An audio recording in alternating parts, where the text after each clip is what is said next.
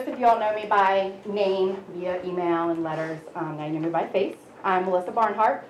I am the Project Administration and Compliance Manager with Hamel. I've been here 20 years in various roles. Lately I've been shadowing Deanne, learning more the in and outs of the DC compliance requirements. Although today we're diving into the first source agreement, we really want to focus on communication and what can or could happen when you aren't facing the requirements, when you don't meet them, what we can do with DOES to get through that, and what some of the ramifications may be if we don't.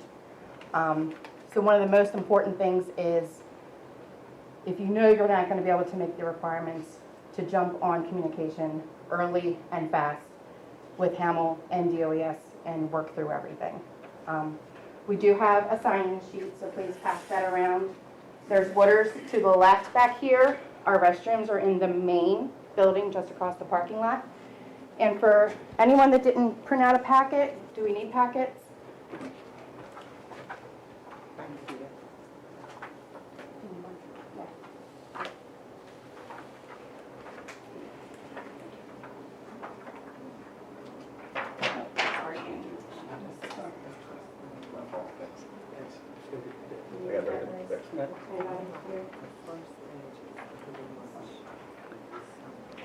All right, thank you, Melissa. My name is Deanne Rodula. I've been with Hamel for 10 years now. And I have two people from our compliance department that I do want to also introduce, because you may see their names, you may get emails from them periodically, you may have gotten them already, but at the back, if you'll stand up, please, I have Laura Coulter with the long hair and Casey Mills next to her. And these are two members of our compliance department. We have two others, Karina and Deborah Wilder and Karina Coulter, and they were both at the last session, so they aren't here. Come on in. There's a place right up here for you.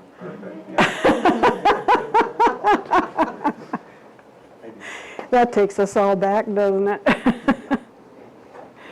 So anyway, as Melissa said, we're going to go through basically concentrating on the first source agreement that requires the number of percentage hours worked.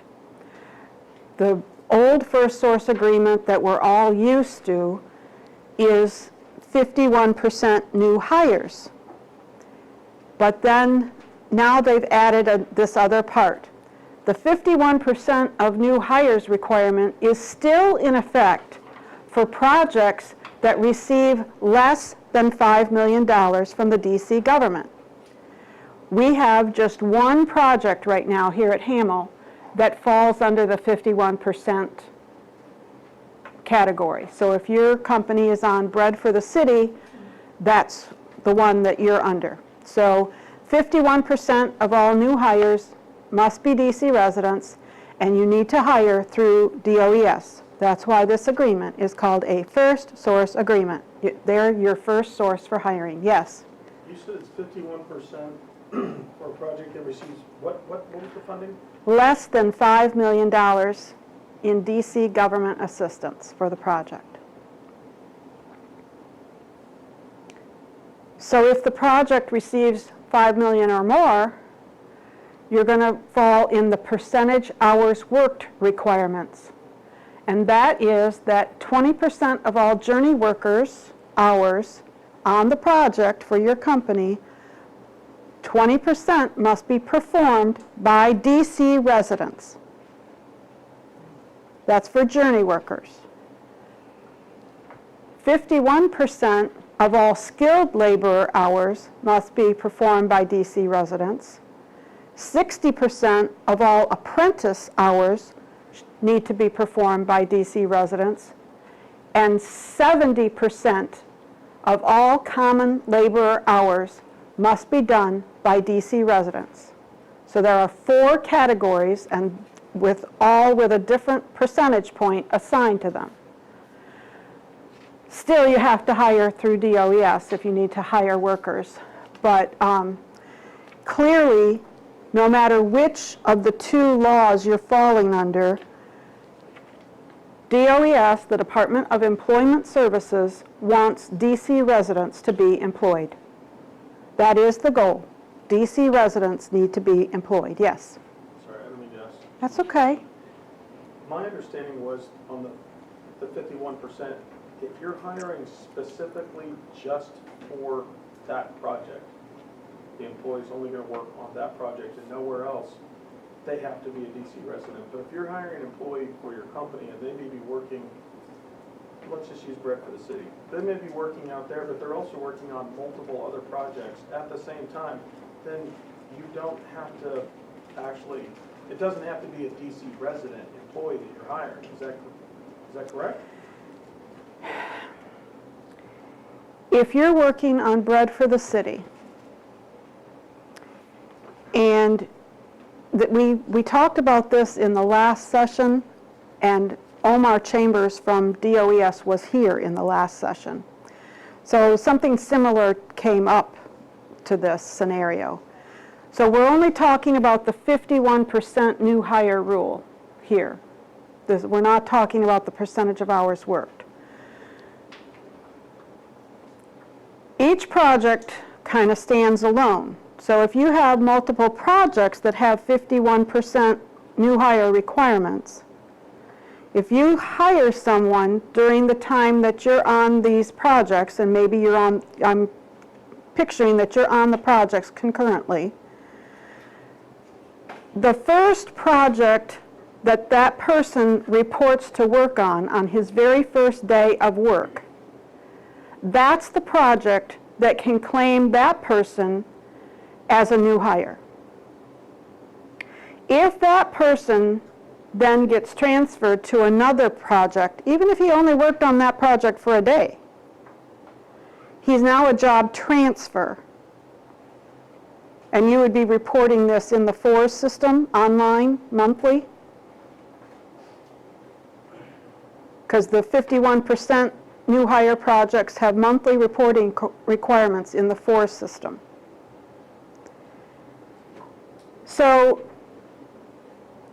whatever project that a new hire reports to first, that's the only project that they can be reported as a new hire.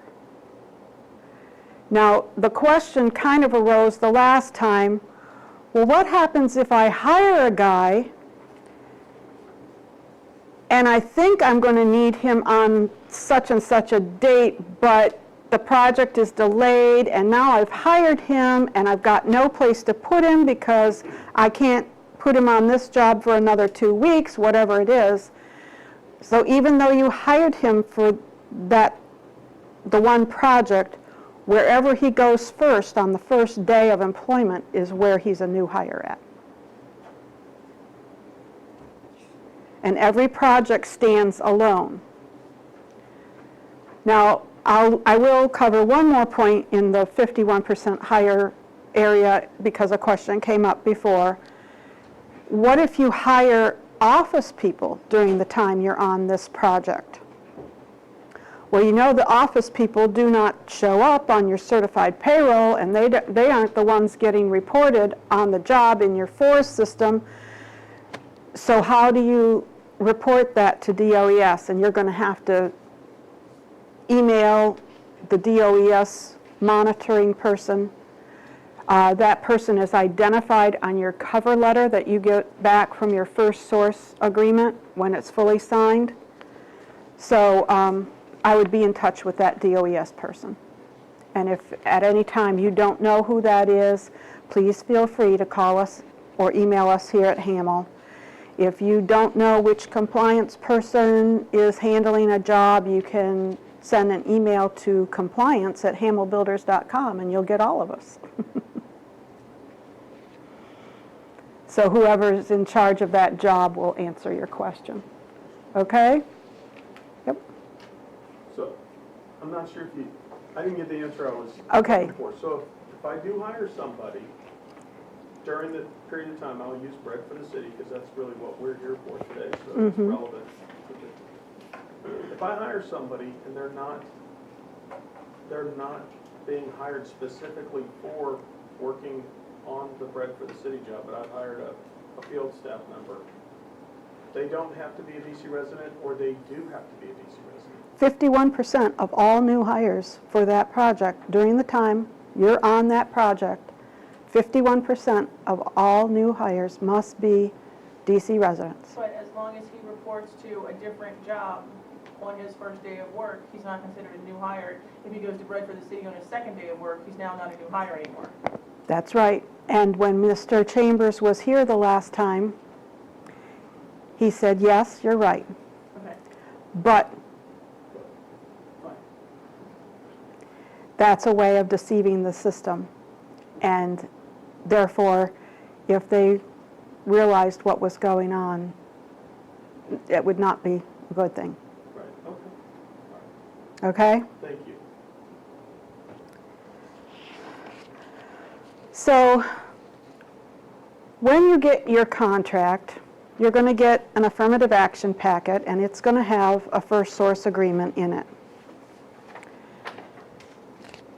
You are responsible to fill out this first source if your contract is $300,000 or more. If your contract is $250,000 or something, I would still pay very close attention to this document. And I'm glad you're here today, because change orders could bring your contract value over $300,000. At which time, we're going to ask you for a first source agreement, and you're going to be responsible to fulfill this. Now, I will tell you that if you only have a couple weeks or maybe even just a month left on your contract, we're all going to go to DOES and we're going to say, hey, they just got this change order and they can't possibly fulfill these hours worked requirements. What can we do here? So I don't want you to worry about that. They're going to be understanding about that. You just got the change order, and it's, you've gone through all this work thinking that you didn't have a first source agreement, and at the very last minute something comes through and puts you over the $300,000. Don't worry about it. We're going to work together to get it all taken care of. Because, as Tom said, Hamel has now realized that we need to do more here.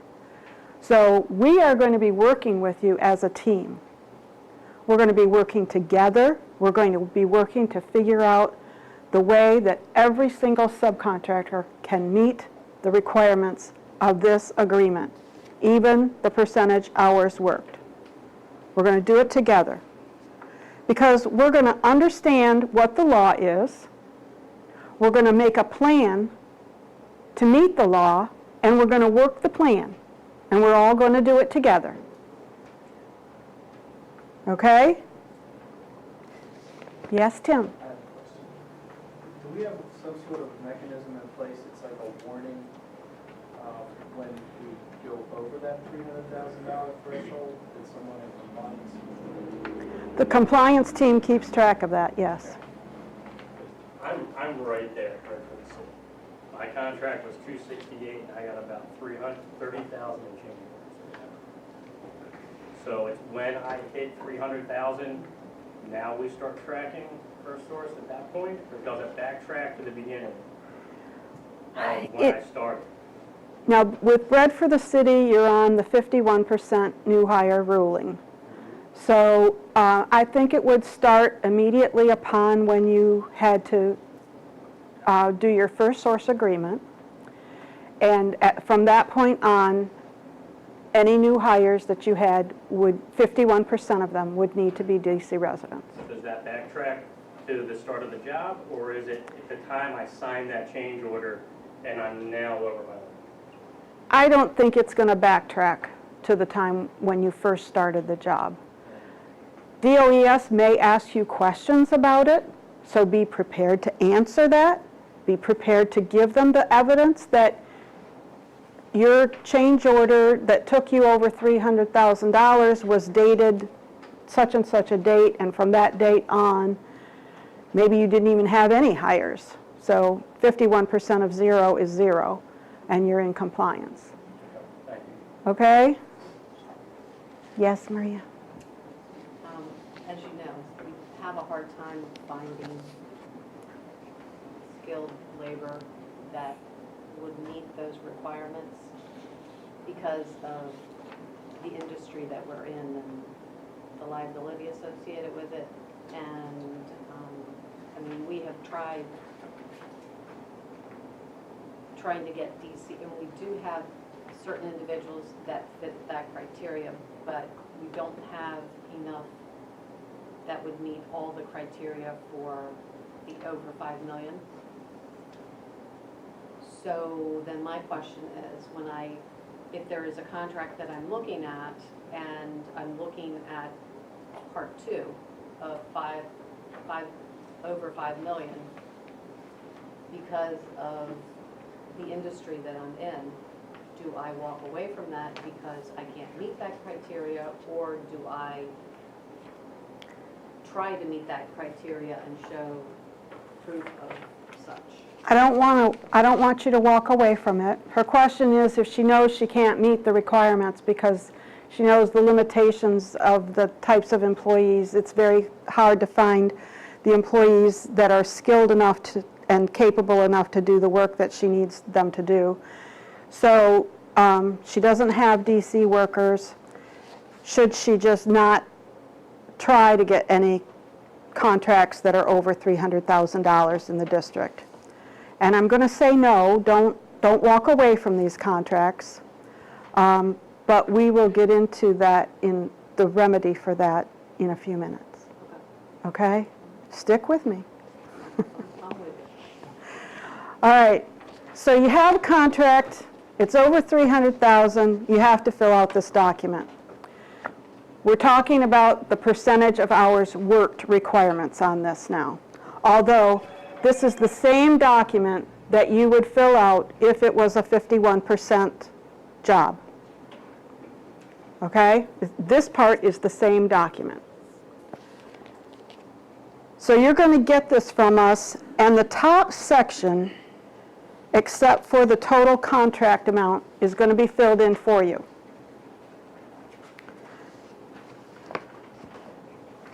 In the total contract amount, I would like you to put your contract amount with Hamel. I know it's not the total contract amount for the job of everything on the project, but this is the only place we have to put your contract amount on this first page of the document. And I think it's important that your contract amount be here. So that's why I'm saying put your contract amount there. The next section is going to be filled in for you also, because it talks about how the government has assisted the project. You guys wouldn't know that, and I only know it to fill out Hamel's form based on the form that the owner had to fill out. So that's where it all comes from. It starts with the owner. But there is one part in here that Hamel checks off. Hamel is going to check off the box that says per each subcontractor.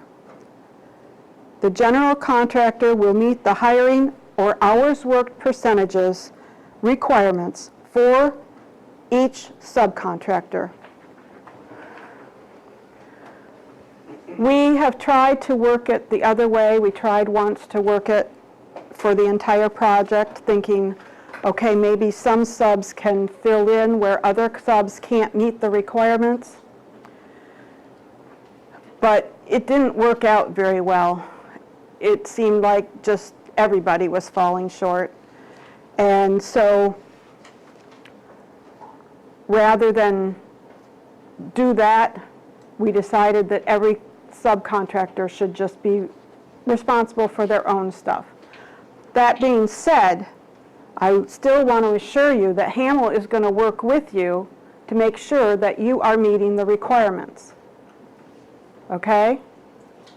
So we're not in this just completely separate. We're in it together. We're going to help you, even when it looks dim. We can all do this.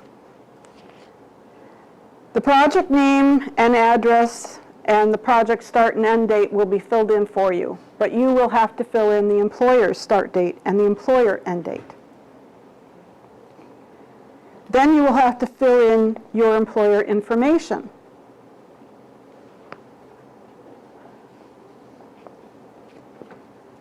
Just below that, they're asking if you are a CBE, Certified Business Enterprise, certified by DSLBD in the district, they want your certification number there. If you're not certified, then just ignore the question.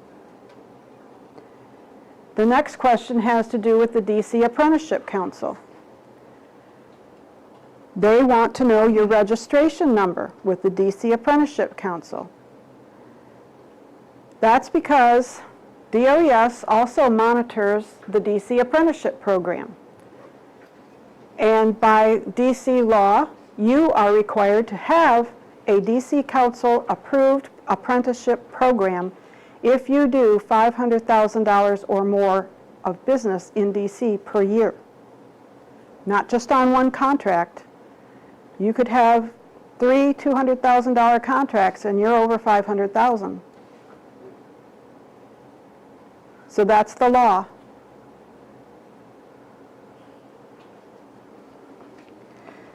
Then the question of are you a subcontractor should be marked yes when you get this form. And the name of the prime contractor should be on the form. That might be Hamel Builders, Inc., it might be Hamel Commercial, or it might be Hamel Builders of Washington. We have 3 different business names that we do business as a general contractor. If this form is not filled out for you, these things that I've mentioned on the form that should be filled out for you, then please contact the person that sent this form to you and ask them about that. Hey, my form didn't have any information on it. I think I need some more information, because do not sign a form that you don't have all the information on. Okay? Yes, Tim? Sorry. So in estimating, we are sending this form out with all of our projects now. We've actually gone back to 2 jobs that are very close to closing and turning over to production, Randall Hill and Providence Place.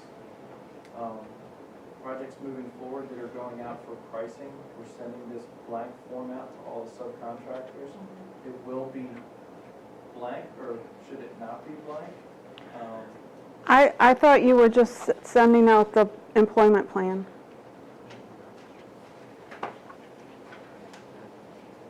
We're sending out the employment plan, Okay. but I guess we're not sending out this. Should this accompany the employment plan?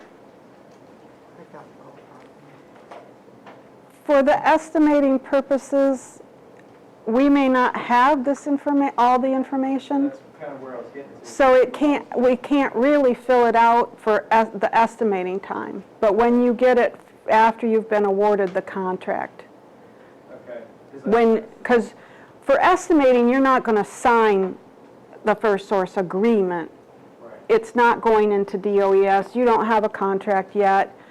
But this was a suggestion that came to us from DOES, was to have our subcontractors fill in the employment plan when they turn in their proposals. This makes sure that you understand what you're responsible for that project. Subs are going to want to know mostly, and I don't want to speak for all the subs in here, but they're going to want to know, is the project receiving $5 million or more funding? That's going to be a question. If you don't know that answer, if it's not present in our bid solicitation, please send that to us as an RFI in Building Connected, and we will try to find out. We will not always know. Most of the time, the default answer is going to be yes, the project's getting more than $5 million funding.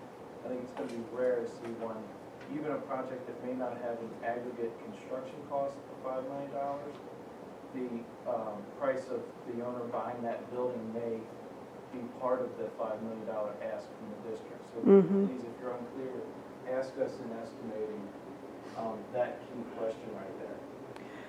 For anybody that isn't aware, this is Tim Bowes, who heads up Hamill's estimating and other things, business development. And if anybody has any questions, you actually have pretty much. A lot of estimators are here. Yeah, we have Dan Beagle, Chris Stewart, Jeff Warner, David Wall, and did I miss anybody in estimating? So we have quite a few estimators here at this session. And they are here to help you too. Everybody in Hamill is here to help you all.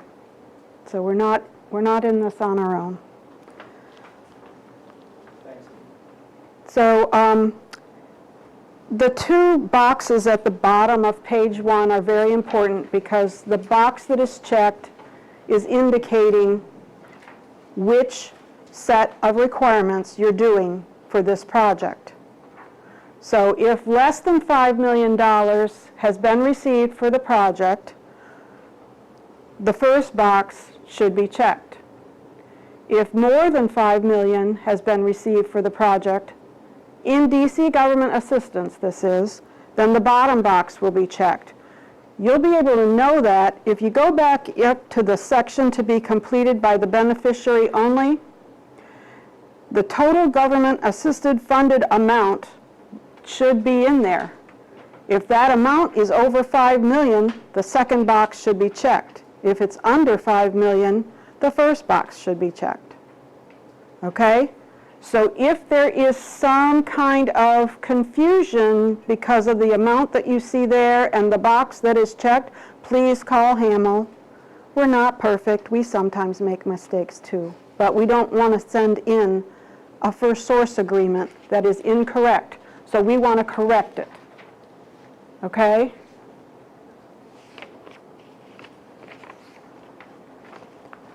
Going over to the second page, the very first thing that it says is DOES is the first source for recruitment, referral, and placement of new hires or employees for all jobs created by the government-assisted project or contract. So they're saying the purpose of this agreement right there. They want you to hire through DOES. First source, DOES. And then it says the parties agree to the terms and conditions of the agreement as follows. I bring that up because this tells you this is a contract. This is a contract between you, your company, and DOES. It will be signed by DOES and returned to you. And when you get that back, the cover letter on what's returned to you, the very bottom paragraph will identify the compliance monitoring person at DOES who has been assigned to this job. So you will have a contact person from DOES to talk to about this project as well. Okay? But Hamill's here to help you, and if you ever need to go to DOES to talk to them about things, Hamill will go with you. We're going to go through these definitions, but not all of them. The first one I want to talk about is D, the direct labor costs. The direct labor costs are all costs, including wages and benefits, associated with the hiring and employment of personnel assigned to a process in which payroll expenses are traced to the units of output and are included in the cost of goods sold. This is kind of a complex way of saying the payroll expenses of all the people you have on the work site for the project, including the payroll taxes, any fringe benefits you pay, workers' comp, unemployment taxes, all of that stuff. These are your direct costs. Okay? I want to skip here and go to the next page for a minute. We'll come back to this one. But I also want to go to item K on page 3. That's indirect labor costs.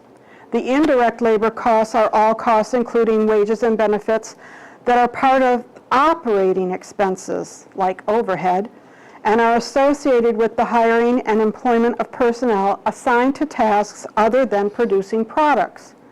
So these are not the people that are on site, but maybe you have an HR person who is involved in the hiring of your people on site.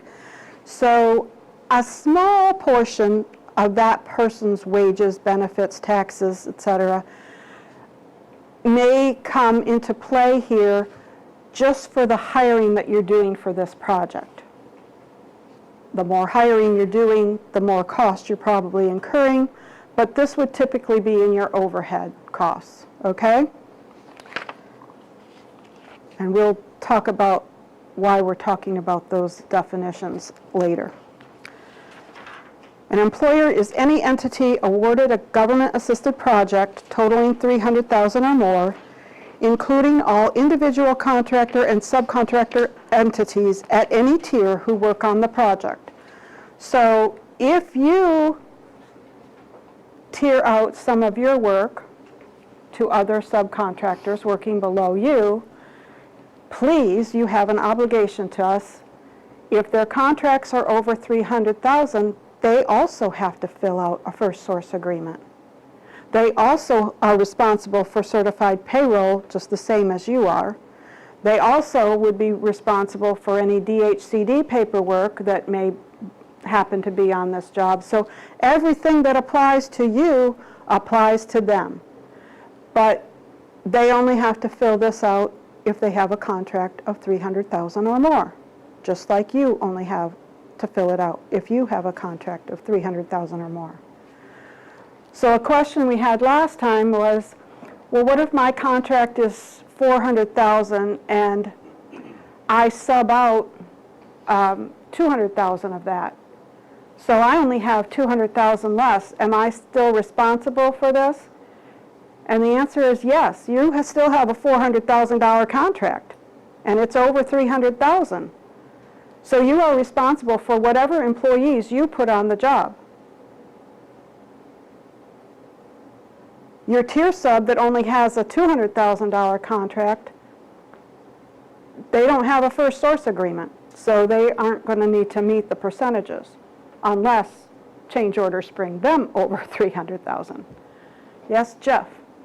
What if the employee that you put on the job is just there to manage the subcontractors and actually is not doing any work? If the employee is not doing any work on the project, that employee will not appear on certified payroll. All of these percentage hours worked projects, certified payroll will be done through LCP Tracker, the online certified payroll system. LCP Tracker has reports in it that give the district all the information it needs to know about where your workers are from, how many DC hours you have, how many non-DC hours you have, across the board in all 4 categories. So, I'm sorry, Jeff, I lost your question. Basically, all I'm saying is, if your So the foreman is the only person on that job that's working for your company on site, and they're a foreman, and all they're doing, not picking up a tool, but just managing the subcontractors that you have. So they are not performing work. This foreman is not performing any work at all, then he does not appear on the certified payroll report. So supervision is not considered. The supervision only comes into play on the certified payroll report when the supervisor works 20% or more of the time. So if they are a working supervisor, they must appear on the report. If they are just supervising, they are not on the report. Therefore, if they're not a DC resident, those hours are not included in your LCP tracker reporting, and they won't count against you. So, just a follow-up, just one, so if I'm a subcontractor and I have a $500,000 contract, and I sub out to 2 different subs to do the work on the site. One's got a $250,000 contract, one's got a $150,000 contract. And the only labor I put on that site is a manager to manage those subcontractors. And the rest of my contract is either materials or overhead. Then basically, by the end of the job, I have no labor hours. I have a $500,000 contract, but I'm not responsible, and I've met the first source requirement. That is true. And the only caution I'll give is that if you are a CBE company, this doesn't help Hamel very much. Because when you tier sub to non-CBE companies and you're a CBE company, then Hamel does not, or the project, I should say, does not get credit for any of the non-CBE contracted work that's done. So in the case that Jeff just gave, $400,000 was being subbed out to 2 different non-CBE companies out of his $500,000 contract. So now the project only has $100,000 of CBE credit. So I am going to ask you to make sure that estimating knows at the time of your proposal if you are subbing out to tier subs that are not CBEs, because that makes a difference. We have to know about that. If we know about it, we might be able to plan for it, but we can't plan if we don't know.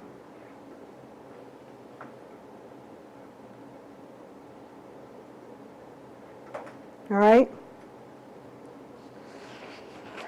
If you're not a CBE company and you happen to do some tier subbing with a CBE company, we can use that information.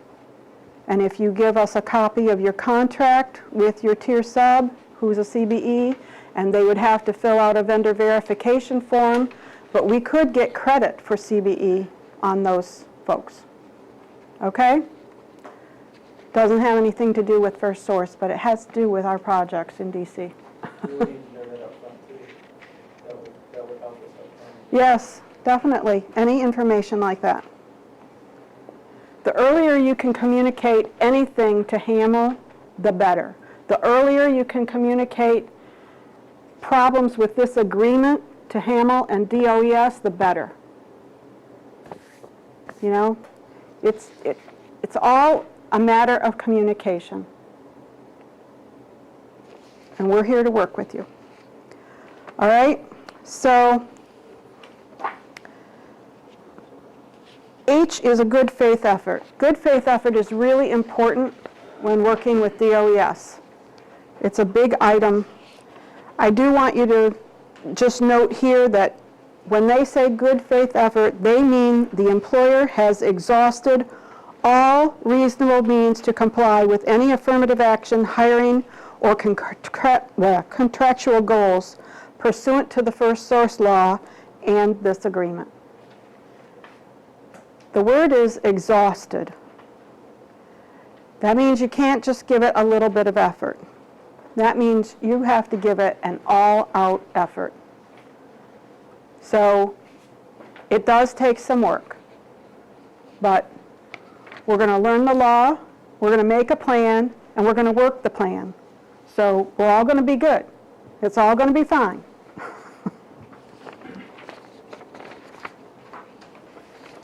On page 3, at the top, the hard to employ, this is a list of different types of people that you can employ and get extra credit, if you will, for.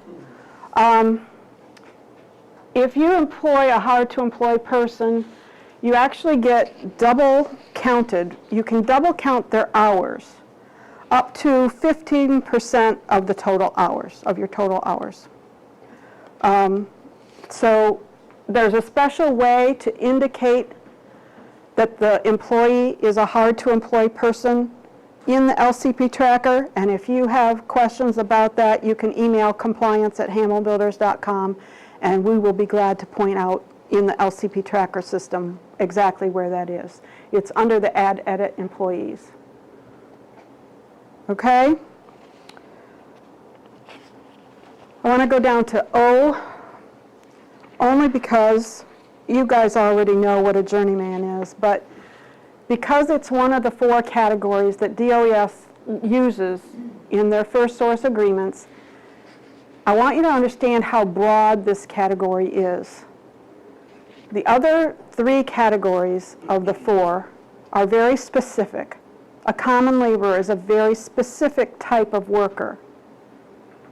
Even the skilled laborer, there's very few people that you can put on your certified payroll reports as skilled laborers. A lot of times it's not even in the wage decision.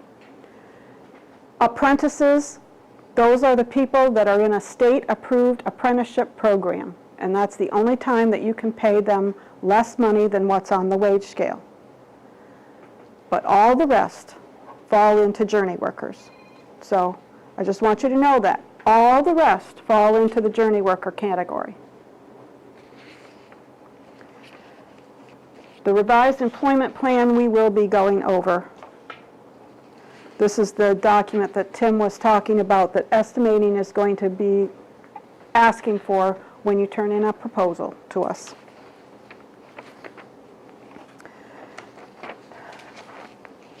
And I'll go through what's required in this document later. If we turn to page 5 and look at the general terms, this document that I have and that you have right here is a document based on the fact that you're turning this in before you start your work. If you have started your work, there is a second first source agreement, and I think it has a number 2 at the top, very top in the title. But it has a separate paragraph on page 2 of the document that you don't have in front of you that says that the employer began his work before submitting a first source agreement. It basically says that you are responsible for everything in this first source agreement from the date you started the project. So apparently some people were trying to put in that, well, I didn't sign my first source agreement until this date, so I'm not responsible for anything before that date. But you're responsible for the whole project from the time, the first day you went on site. Okay?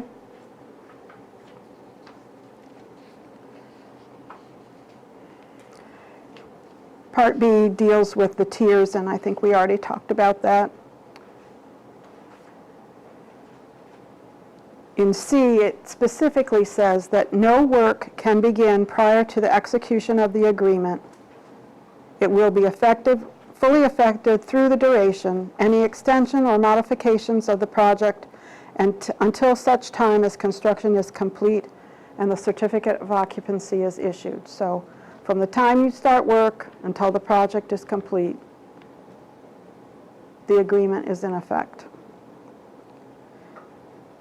D says that if the employer began work prior to the execution of the first source employment agreement, the employer shall cease work.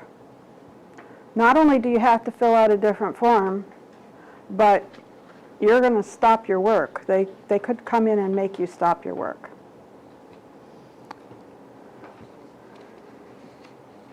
And E is DOES will provide recruitment, referral, and placement services to the employer subject to the limitations of this agreement. So you are going to work with DOES to hire. They have some pretty concrete ways that you can do that. One way that's required is to go through dcnetworks.org to hire.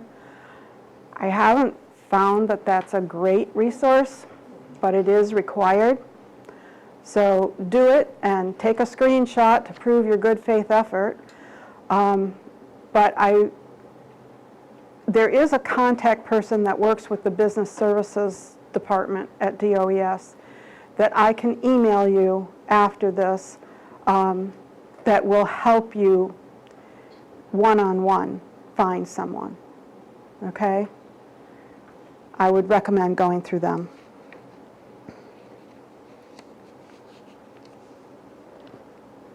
So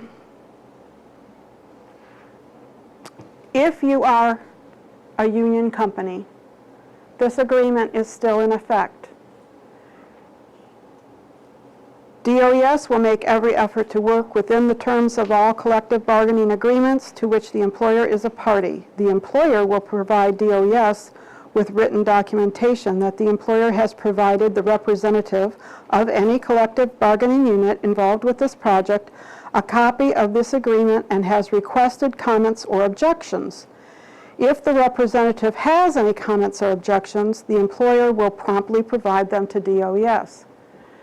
The other thing you can do, in addition to this, is if you need to hire, I know you have to go through the union to hire, but at least tell them, can you provide me with a DC resident employee? At least ask the question. Document that you've asked the question to show your good faith effort in complying with this. Maybe they're not able to give you a DC employee, but maybe they are. If you don't ask, you definitely won't get. Okay? And the second paragraph under there has to do with the apprentice program.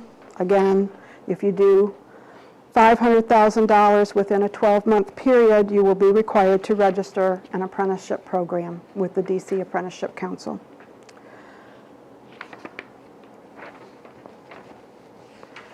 On page 6, at the top I,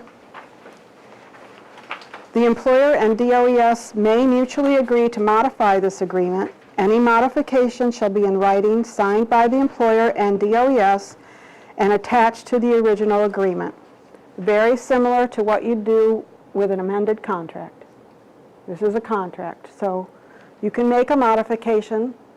Maybe you're going to have to amend your employment plan. So you would amend it during the project. It's not what you thought at the very beginning. That's okay. But you and DOES need to agree on the modification and then sign it. Under training, DOES and the employer may agree to develop skills training and on-the-job training programs as approved by DOES. The training specifications and costs for such training will be mutually agreed upon by the employer and DOES and will be set forth in a separate training agreement. So this is something that you can work with DOES on. This may be something that can be used in what we'll talk about later as an alternate plan. A plan that takes the place of these requirements. Because maybe you know you can't meet these requirements. So you'll come up with an alternate plan. So under the recruitment, this is where it gives things that you need to do to post your job openings. You'll post it on dcnetworks.org, a minimum of 10 days. They do have a phone number there if you need assistance doing this. You're going to notify DOES of all new jobs created for the project within at least 7 business days. It's going to include the number of employees needed, the job title, the qualifications and specific skills needed to perform the job, the date that you need to hire these people by, the rate of pay you're willing to pay, the hours that they're going to work, if it's going to be a permanent position or a temporary position, the duration of employment, and a description of exactly what they're going to do while they're working for you. And then the last sentence there, this must be done before using any other referral source. DOES definitely wants you to go through them first.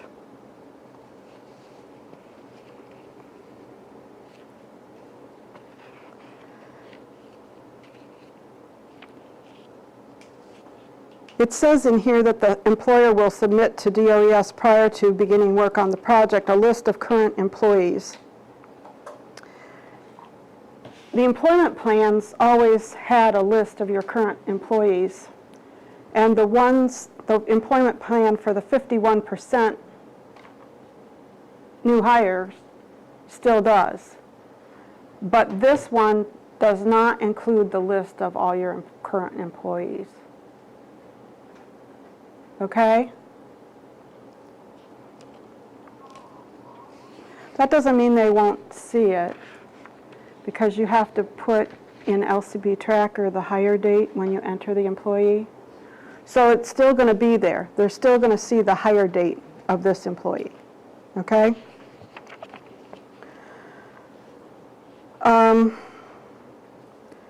So when you ask DOES for referrals for employees, they are going to screen the applicants for you to make sure that the applicants have all the things that you desire. And I'm going to tell you, be very specific in what you ask DOES for as far as the skills and qualifications for your worker. If you want a veteran worker, then say, I'd like to hire a veteran. Make sure that they know everything that you want to look for, because that will help them weed out potential people that you don't want to waste your time with. But you will have the opportunity to then interview all these candidates. The decision is yours. Just because they make a referral doesn't mean you have to hire that person. They might refer you a dozen people, and none of them are the kind of person that you want. That's okay, but document that you met with those 12 people. Hopefully they've given you resumes, or you can, use the referral slip from DOES, whatever they give you. Document when you met with each person, what was the discussion like. Help DOES understand that I couldn't hire any of these people because they didn't have this that I needed, whatever this is. It will be different for all of you. Okay? Did you have a question, Maria? Yeah, one of the big components that I found in going through the referrals is whether they have transportation to get to the job. So that is something that, we really don't think about. But, when you're interviewing, they're like, well, I can get to this job because I can take the bus. And I'm just like, okay. But then you may have that person that, because obviously if you hire someone, there's money involved there in trying to train them. Right. So you want to get somebody that can be an employee, not just for that job. Right. I mean, ideally. So that was one of the components that we always ask, whether they have Transportation. All right, if you can't hear, Maria's saying that one of the things that she likes to ask for is whether they have transportation, because she's found that people who don't have transportation, maybe they can get to this particular job, but then they can't get to another job for you. And hiring someone is an investment, so you don't want to just continually hire. So it may be a good idea to put has own transportation on your list of qualifications for your DOES referrals. All right? Anything else? Mm-hmm. So our company does jobs all the way from Connecticut all the way down to DC. Can one of the requirements be that the new hire be able to travel all the way through, let's say, Connecticut down to DC? Obviously, they're a DC resident, but can the condition of the hire be that they be able to work in multiple different states? And that's a requirement for your company, for everybody else, everywhere else? Most of our employees are from Pennsylvania, New Jersey, and they go from Connecticut down to DC. Uh-huh. Every single one. So if that is all right, then, so in other words, if that's a bona fide requirement for our company, if we have our crew, in 3 years we haven't hired a single person. So if that is the standard that we have, is that a valid requirement? I wouldn't be able to answer that question for DOES, but it's a good question, and we'll be sure to try to answer it and get the answer back to all of you. He's asking if because his company does a lot of business from Connecticut all the way down the coastline to DC, is it reasonable to ask that this employee be able to go anywhere in that region, wherever they do work? So, it may be a situation, I'm just saying, I don't know for sure. It may be a situation where you just hired for this project, and that's it. And at the end of the project, you lay them off. But because transportation is an issue for people in DC a lot of the time.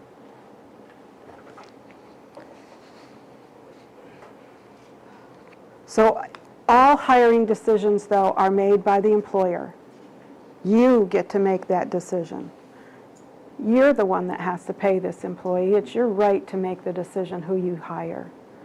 But the fact that you've gone through DOES and you're documenting that and showing a good faith effort, and they might send you another round of 12 people before they issue a letter saying that we can't find anybody that meets your requirements. But if they truly can't find anybody, they will write you a letter. That letter does not get you out of meeting the requirements, the percentage requirements. It means that they couldn't help you. Okay? So that's in section B right there, the very last sentence, what I just said. In section C, if you hire one of the referrals from DOES, in this section, DOES is saying that they have no responsibility for the actions of that employee while they're on your job site or in your employ. So, under the reporting requirements, I'm just talking about here the projects that have the percentage of DC resident hours worked. So under the reporting requirements for this type of project, you will be reporting your certified payroll in LCP Tracker, and that will take care of all your reporting requirements. Weekly reporting in certified payroll for LCP Tracker. All right, so LCP Tracker for any job that has over 5 million in DC government assistance, expect LCP Tracker. If it is the 51% of new hires law, you will be probably filing paper reports. It won't be LCP Tracker.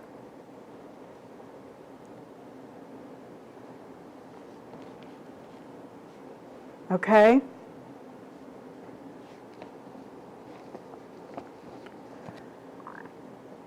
The 51% hiring requirements jobs, however, do have reporting that's required. This is an online reporting that is through the DOES portal, and they have a FORS system, F-O-R-R-S. That's what they call it. And actually, just this month, they've rolled out an updated FORS system that is going to be required for the reporting for the month of August, which will be due September 10th. It's always due the 10th day no later than the 10th day of the month following the reporting month. So the new FORS system that they just came out with for this August report that's due no later than September 10th, they're going to ask you a new question that hasn't been on here before. They want to know the direct and indirect labor costs.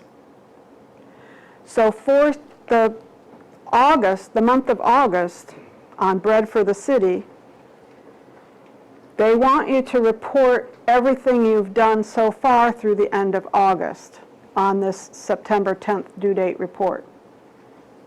And then each month after that, you'll report your direct and indirect labor costs, whatever they are. Okay?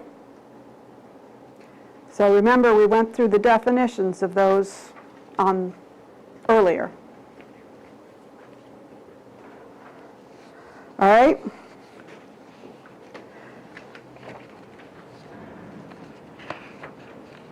Again, in F, they're talking about double counting the hard-to-employ people. We went through that list of the hard-to-employ and the definitions. If there is a construction project that does not have Davis-Bacon, and therefore no certified payroll, it doesn't go exactly this way. They're saying in here that the employer shall submit monthly documents of workers employed on the project. But we have currently 2 projects that the percentage of labor hours requirement is in effect. So this first source agreement that we're talking about is in effect, but there is no certified payroll. You still have to report in LCB Tracker, but because there's no certified payroll, the only minimum that they're putting in to the system is the DC living wage. You're probably aware that there is a DC living wage, and I will tell you it's $14.50 an hour right now. And I do expect that it will go up on January 1st. Each year on January 1st, that is adjusted. Unlike the Davis-Bacon, which is good for the entire project,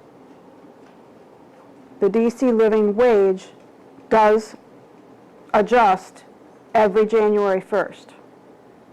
So because it's $14.50 now when your project started, doesn't mean you might not see an increase next year that you'll be responsible for. All right? So you're going to submit the weekly payrolls in LCB Tracker.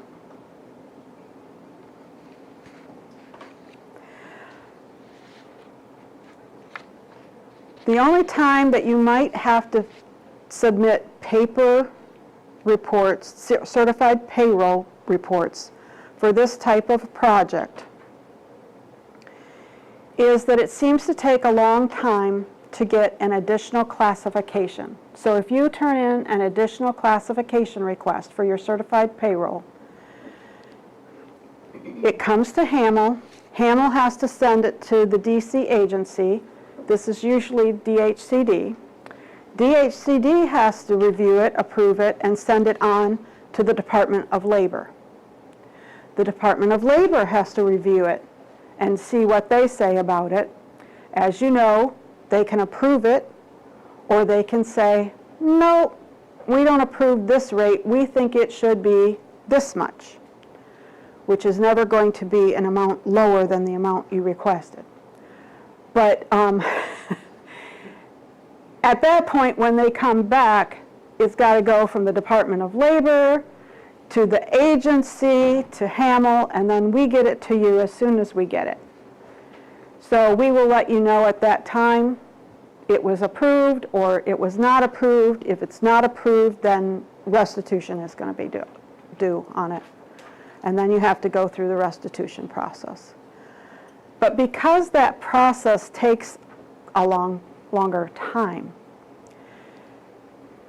DOES cannot get that wage into the LCP tracker until it's approved. They can't just put your request in. It has to wait until it's approved.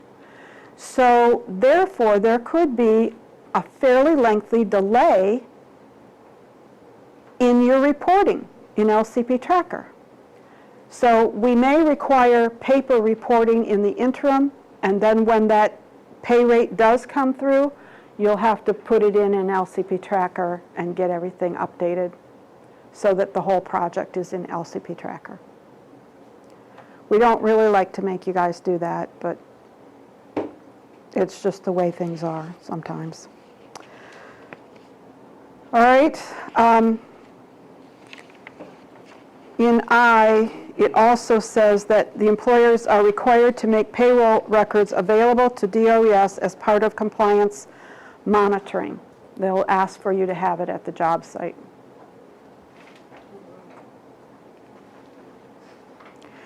If you have a DC office, they may be willing to come to your DC office. Okay?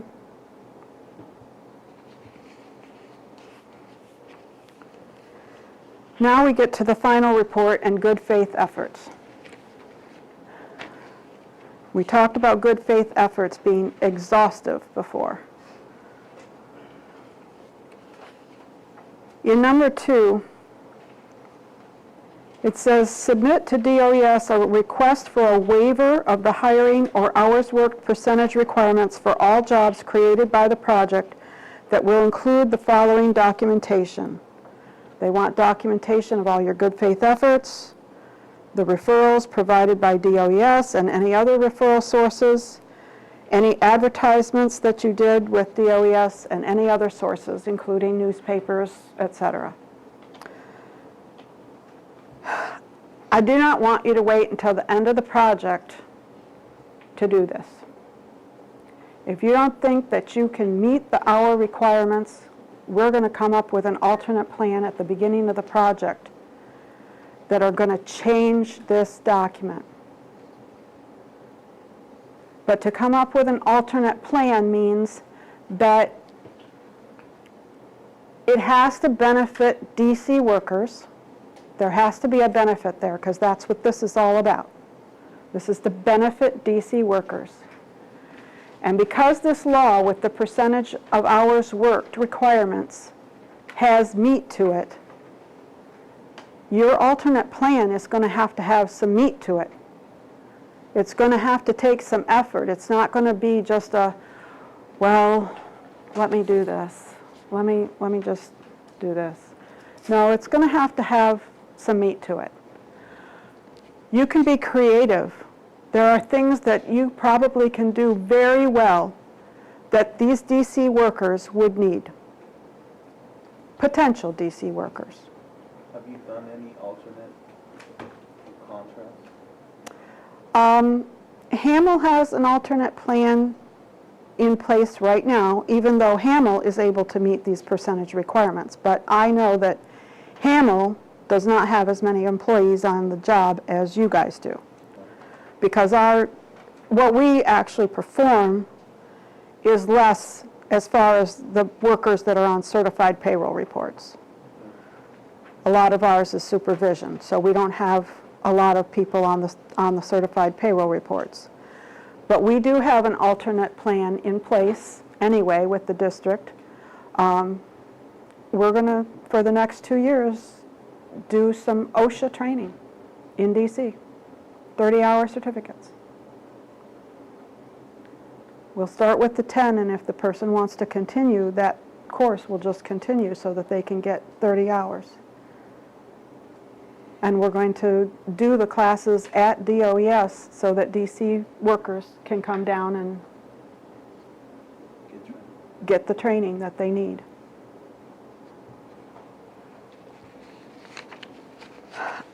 We have been down to DOES a few times lately.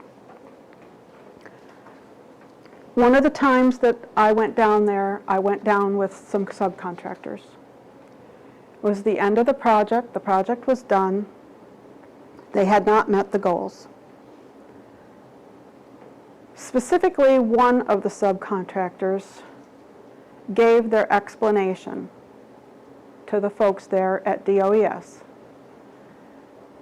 And when DOES people heard this explanation, they simply looked at the person and said, I wish you had come and explained this to us at the beginning of the project. I cannot stress how important it is. If you know you can't meet the requirements, let's talk about it at the beginning. Let's find some other way. Let's do some explaining. Tell them our situation. Make sure they know. Make sure we work with them and figure it out. And Hamel will be there with you every step of the way. Hamel is fully invested in this from the president right on down.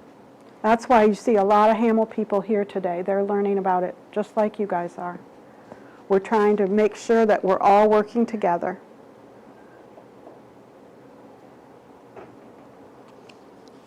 We do not want any of you, and I would probably get the email first. I don't want to have to call any of you or have you get the email that I'm copied on that says, this company has not met the percentage hour worked requirements. But I'm not going to wait until the end of the project to hear that news anyway, because Hamel is going to monitor your progress from the moment you step on site.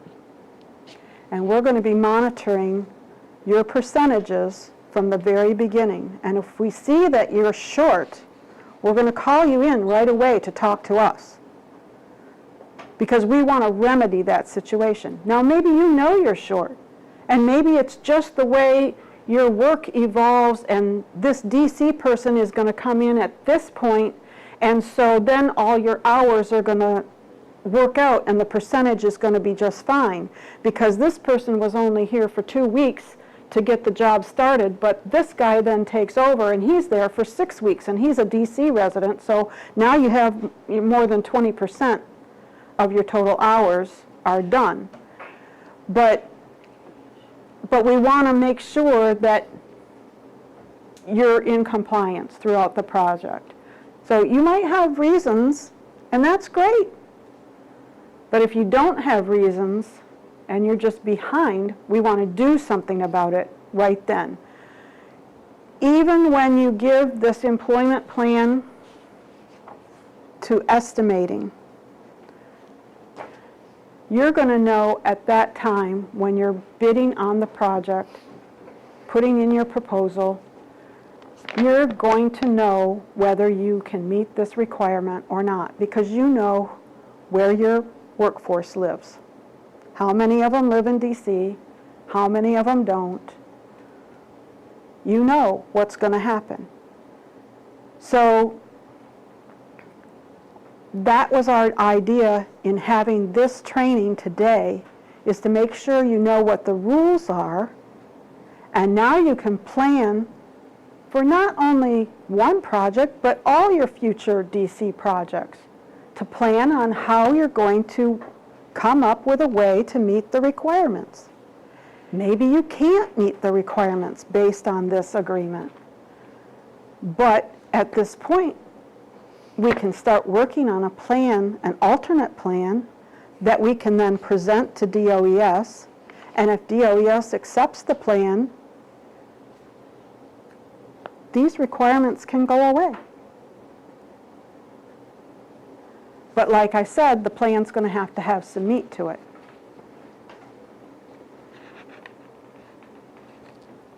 And you can be very creative with these plans. DOES might have some suggestions for you. We can meet with DOES and just explain your situation, and they might have some suggestions. I know the last time I was down there, they said that they needed people who knew how to do engine repairs in boats.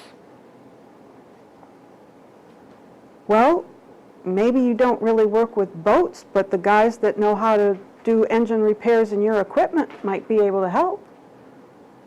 If it's a similar kind of engine, you can at least talk to them about it. But that's That's just one thing. There can be something for more people that, more items than there are people in this room. It can be very creative.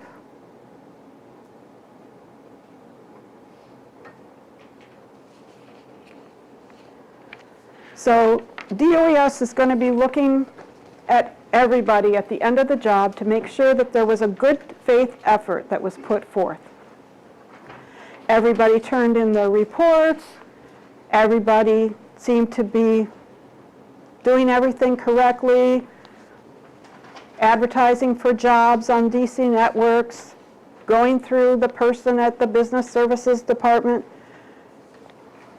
and what have you, to hire people, or making your alternate plan work.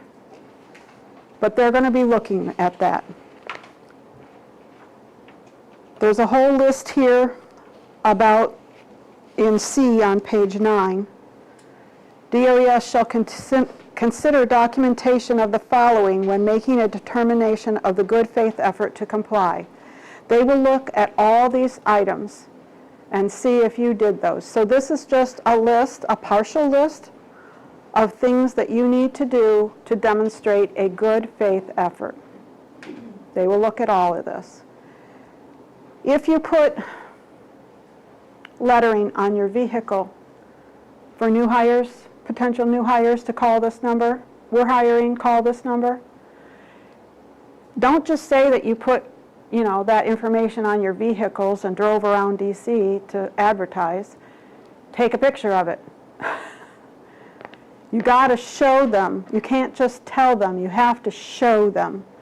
If you placed an ad in the Washington Post or whatever for a worker, you're going to get an invoice from the paper. It's going to say exactly when your advertisement ran. It's probably going to have a copy of the ad.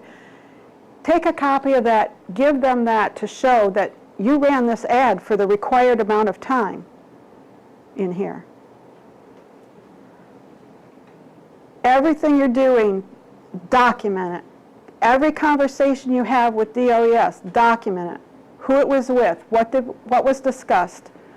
Did they give you any suggestions? Did they tell you to do something? Make sure you do it. Tim, do you have a suggestion? Yes, specifically to number 6, where it says whether the employer contact the churches, unions, and or additional workforce development organizations. Some of you guys, may not realize that a lot of the projects that we deal with, the developer or the owner themselves or a partner in the deal are a member of a church. Ask us, because like Providence Place is a job that we just had recently in our estimating department. It's being turned over to project management. That job is, part of it is owned by a church. And a lot of these jobs, the churches say, hey, we have members who want to work on your project, ask us, that at any time. It may just be one small person on that project that's involved in the job somehow, that you may not even ever have heard their name, but we can sometimes put you in the right direction, and especially in the workforce development organizations. We have one in particular that we've been working with fairly closely over the past 6 months, and we've been able to make some connections. So I would definitely stress trying to utilize number 6. Yep. A question about number 6, just to tag on to what has been said. If you go to one of these outreaches or workforce development organizations, does that still count as DOES, or does DOES have to know about that before you go and hire somebody from one of these places? If it's not really the first source. All right, Jeff is asking if you don't hire through DOES. So it's really okay if you don't hire through DOES.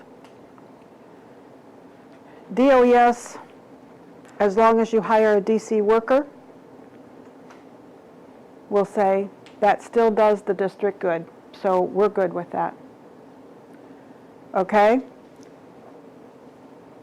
I would say that You know, you could have still put your information on the DC Network's website. Even if you don't hire from there, that's fine. Even if you didn't interview anybody from there that was referred to you, that's fine, as long as you hire enough district residents. 51% for the one law, and then hire enough to meet your percentage requirements on the other. But either way, they want DC people hired. Yes, Dan? It sounds like some of these companies, Anderson Fire Protection definitely sounds like one that falls into this. Is there a point, like, you have multiple jobs in the district, and they're lined up, they're going pretty steady, and you're having to go through this good faith knowing you're not going to meet it, that you're not going to get enough to hit those goals.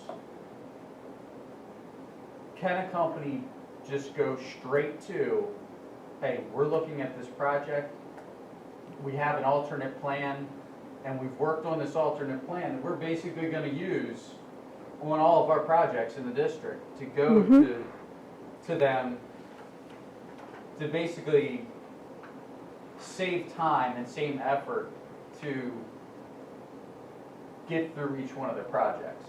Right. He's saying that the company has the situation where they know repeatedly they will have the same problem. They don't have the DC workers.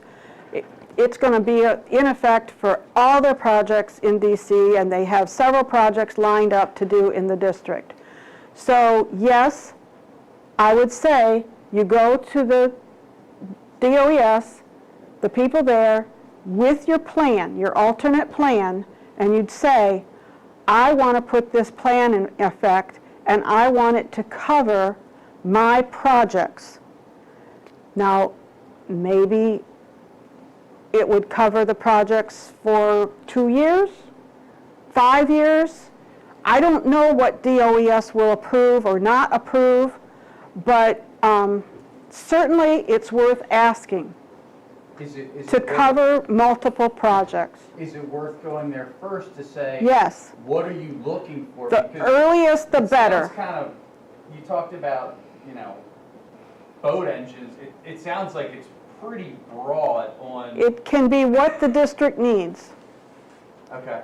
Whatever the district needs and whatever will benefit the DC workers, that's the way you work out an alternate plan. And like I said, DOES may have some ideas based on what they know your company does. Well, look, we kind of need this. Would you be able to do that? Well, you could say yes, or you could say no and come up with a different plan, and then they'd have to say yes to that plan. But there would be a way that you can work things out. And you don't have to wait to have a contract to do this. You can go and talk to DOES and work out an alternate plan. Explain everything about your business. Lay it out on the table for them. The earlier, the better. They understand this is difficult for people to do, and they're willing to work with all of us. And that's why I'm saying, if we work together and work with DOES and understand what's in here and come up with a plan that has benefit for DC workers that DOES can buy into, it's a win-win for everybody. We don't want anybody to be out in left field here. We want everybody to be in good order. Either you're meeting the requirements or you have an alternate plan in place. The district is going to be monitoring you through the LCP tracker system for your percentage hours worked, through the FORS system for the 51% new hires. They will be monitoring. As I said, Hamill's going to be monitoring as well. as mentioned before, DOES has a right to ask you for records, payroll records, etc. They will be coming out to visit project sites, so they very well may see your workers on the project working. And so don't be surprised if a worker says, yeah, some guy from DOES was out here today. Okay?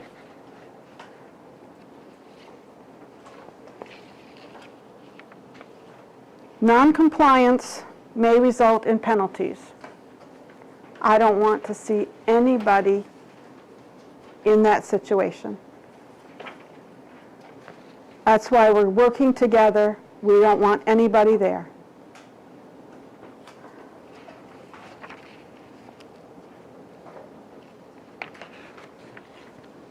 If they think that you have willfully breached this document, the obligations that you have in this document, DOES can penalize you 5% for the total of your direct and indirect labor costs. That's why I went over those definitions, because they do come into play. But that's only if you haven't given it a good faith effort. So you're going to follow the list, the good faith effort list here, and you're going to document what you do so that you can show them, yeah, I did good faith effort. I tried to hire. I did all my reporting for the project. I was trying to comply. Okay, fine, good faith effort. They can also fine if we haven't met the percentages of hours. So the worst case scenario is that you have workers in all 4 of the categories: journey worker, skilled laborer, apprentice, and common laborer. But none of them were DC residents. So you have 0 DC worker hours, and the rest are all non-DC.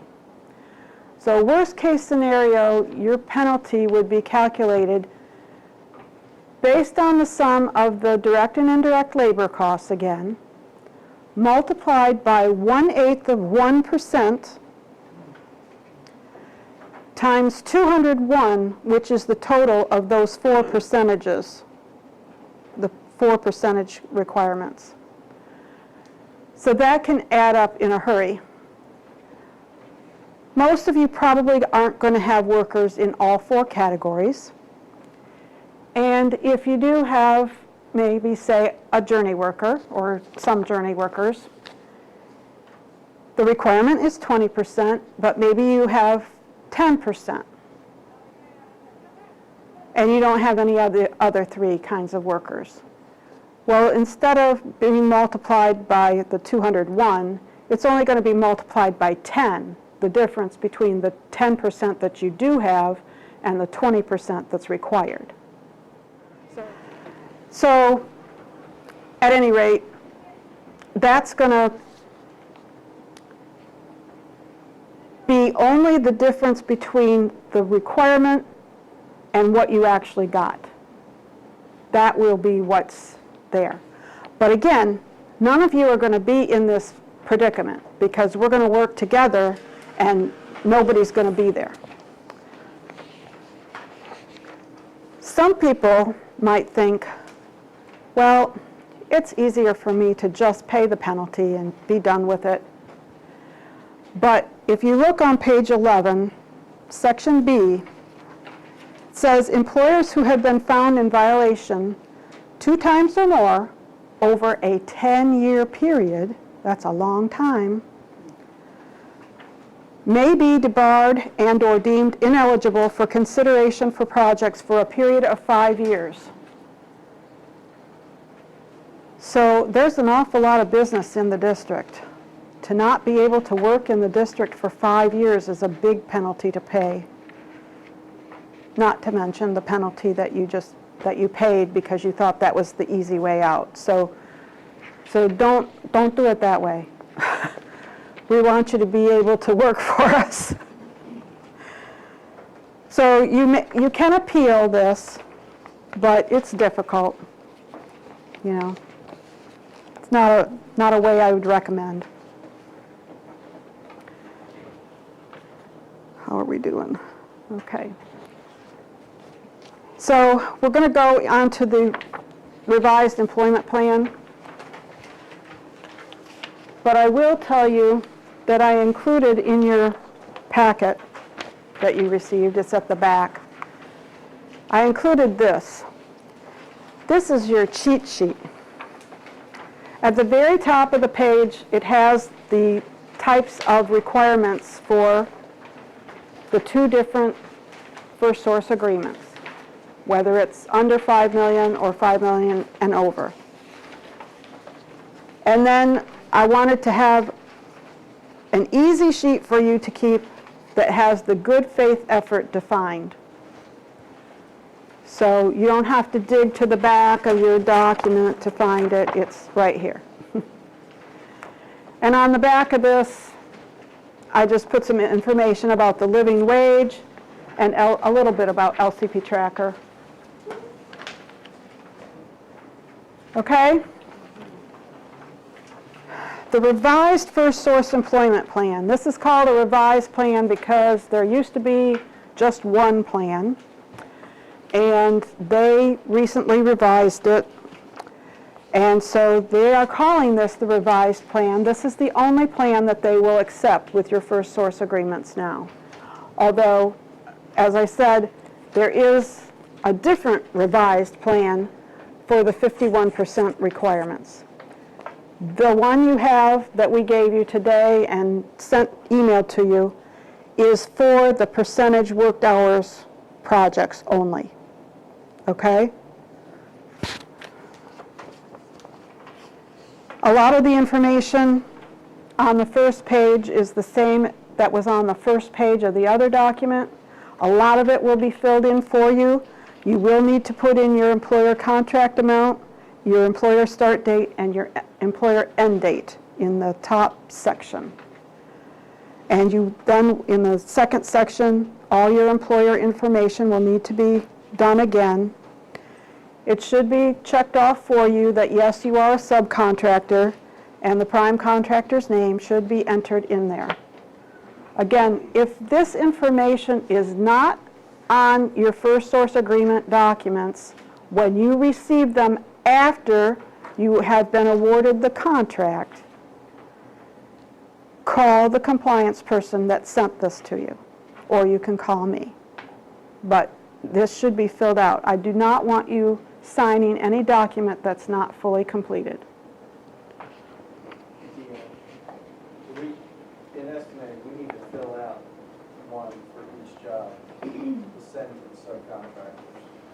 Yep. So that, because that would be kind of in conflict with what you're saying, because right now we sent out blank forms to. Well, at least in the first section, Tim, there is project name. So we would at least know the project name and that information. So that should be filled out. And we would check the box of the prime contractor will need hours worked, percentage requirements for each subcontractor. Per subcontractor. Yep. So we have to do that for every project. Yep. Okay. And remember, there's two different employment plans. So you'll know by the employment plan. The other one does say 51% at the top. So if it's this one that doesn't say 51%, this is the one that applies to the hours worked. But you'll know that right away because on page 2, we're going to start in with that. I do want to just caution you that you need to initial at the bottom of every page in this part of the document. The first part of the document doesn't have that, but this part does. So on page 2, you're going to put in the total number of hours for each of the 4 categories on the left side of the page. The total number of hours that you think your job is going to take in each category. And then to the right, in the middle, you'll put the trades, but then to the right, how many of those hours are going to be performed by DC residents? And the percentages are right there at the top of the heading for each of the 4 categories of what the requirements are.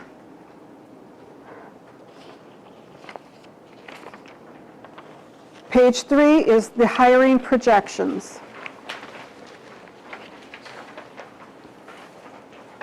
You need to indicate all the positions that you think that you'll need to hire for this project.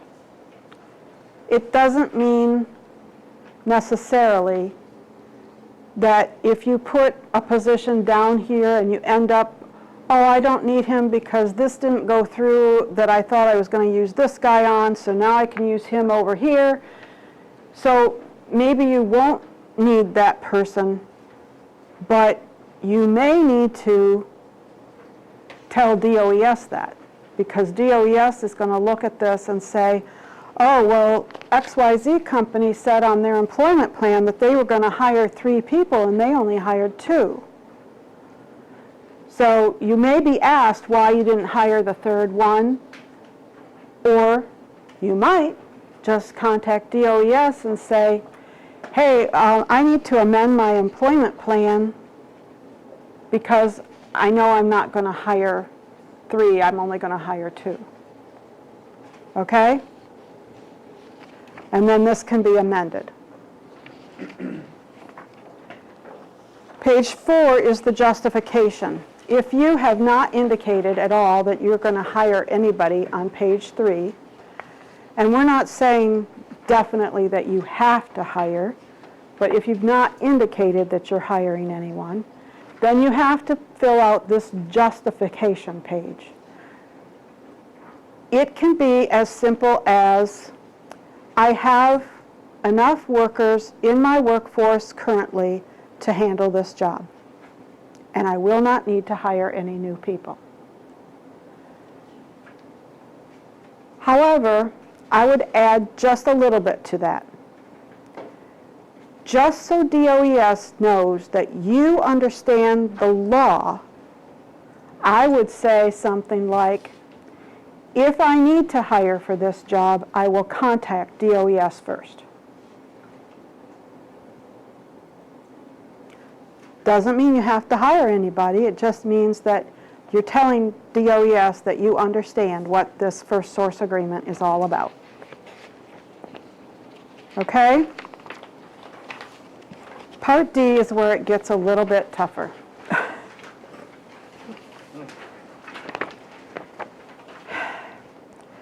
The answers differ for every company. You know your scope of work. You know, the office people don't, but your project managers and people who do the scheduling for the project, they might have to help you with this. Some of these questions, though, once you get done doing it the first time, the answer is going to be pretty much similar. You might have to tweak some numbers or tweak some time a little bit, but the flow of your work is probably similar on a lot of projects.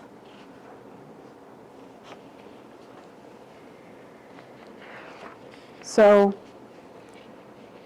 if you have indicated that you're going to hire, make sure you put your hiring schedule in this part number 1. All right? Provide descriptions of skill requirements by job title or position, including industry-recognized certifications required for the different positions. This is not dealing with new hires. This is dealing with all the people you are going to put on this project to do work for your company. So, we're going to have 5 common laborers and give a little job description of what you're going to have them do on the project. Okay?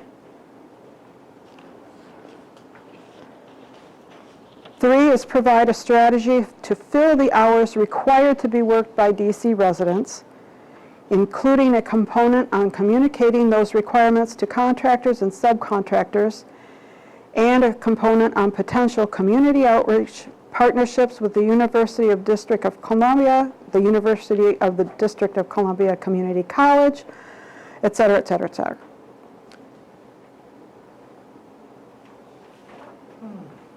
Okay? If you know right out of the box that you cannot meet the requirements, this is the time to come up with an alternate plan. You don't maybe have to have your alternate plan, you don't have to describe the alternate plan fully right here, but you could say, I can't meet the requirements, but I am creating an alternate plan, and I will be in touch with DOES to present.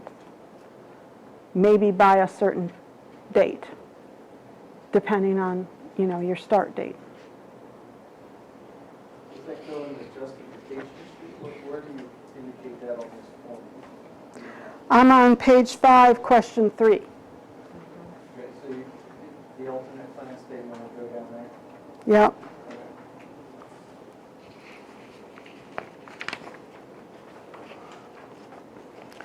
Question 4 on page 6, they want you to tell what your strategy is going to be if you fall behind. How are you going to make this up?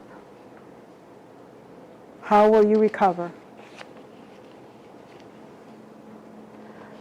Question 5 should be filled in for you. This should be the Hamel project manager for the project.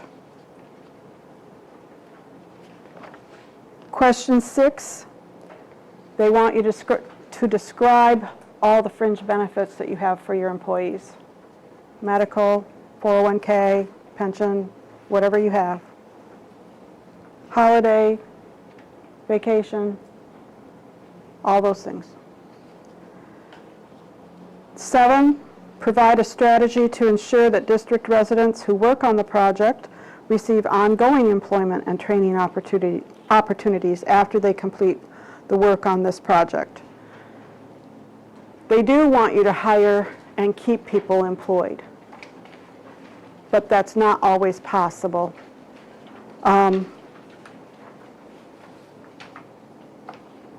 Some people have written in this place that it depends on our workload at the time. I haven't received those back saying that that's not an acceptable answer. So they're not promising to keep newly hired people on board, but that's something that the district does want to happen. It's kind of gone back and forth on new hires. At times they want people to have long-term employment, and at times it seems like the only thing they look at is the number of people hired. And if they're looking at the number of people hired, you can't help but lay them off once they're done with that project and then rehire others for the next project because they just want numbers. But this question seems to ask in a way that they want to see long-term employment. So it goes back and forth sometimes. They would like you to hire graduates of the DC public schools, the charter schools, and community-based job training providers, and the hard-to-employ residents. Now remember, the hard-to-employ residents are the ones that you can double count the hours up to a maximum of 15% of your total hours on the project. Number 9, if you have had any penalties with the OES on first source agreements, they would want you to say, yeah, I had a penalty. I don't want any of you to have to say that, at least from here on out. Otherwise, you can say, I worked on 3 projects that had first source percentage work requirements and was able to meet the percentages, or I've worked on these projects and submitted an alternative plan successfully.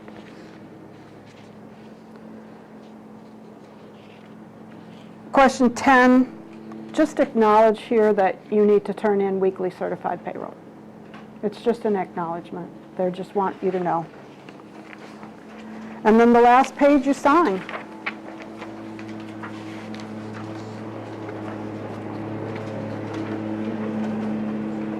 As we talked about before, Hamel is trying very hard to make sure that everybody is in a position to be successful in this.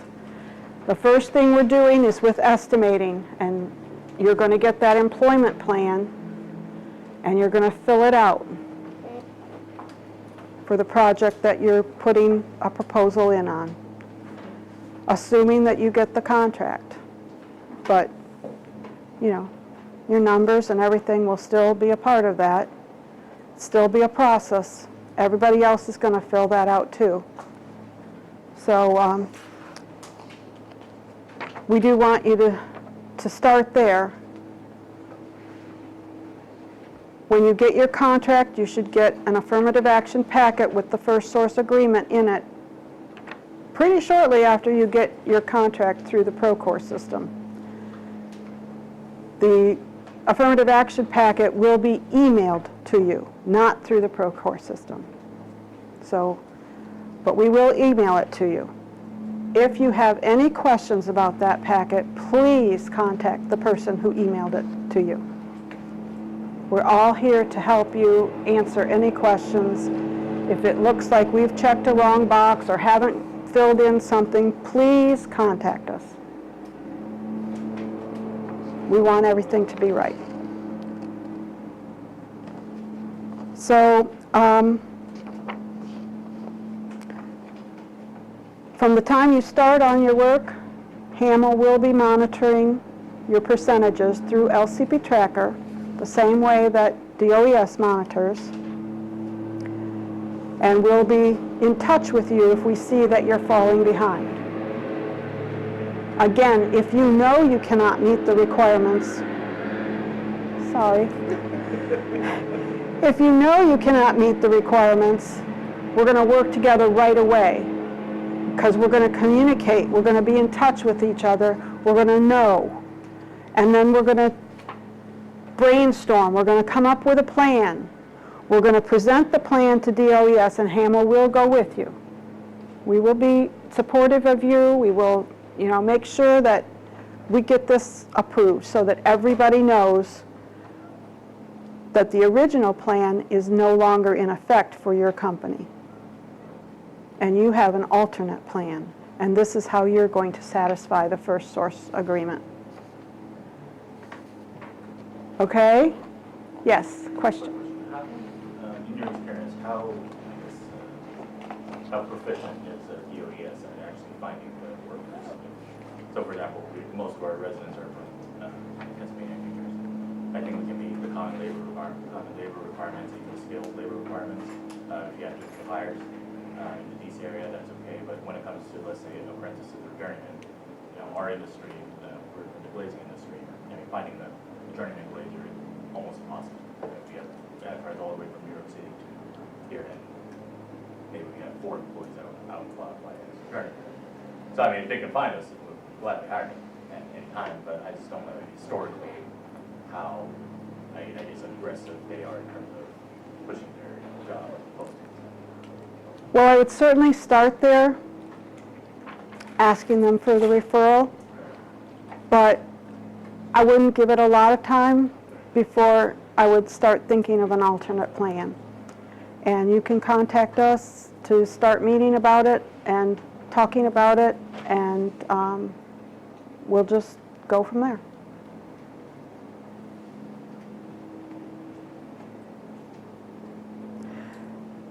The thing is, and I keep running it over in my head, like I said, when I went down there and DOES said to the subcontractor who explained their position, how their business worked and what personnel they already had, and they had a limited number of employees. And DOES, I wish you had told us that at the beginning. We could have worked something out. So the key is communication from the start. Don't wait until the end of the project when they can't do anything for you. They can't put an alternate plan in place for you at the end of the project. If you get to the end of the project and that's when your change order comes through that takes you over 300,000, you're not going to have to put an alternate plan in place. They're going to understand. You're just going to have to be in touch with them to let them know.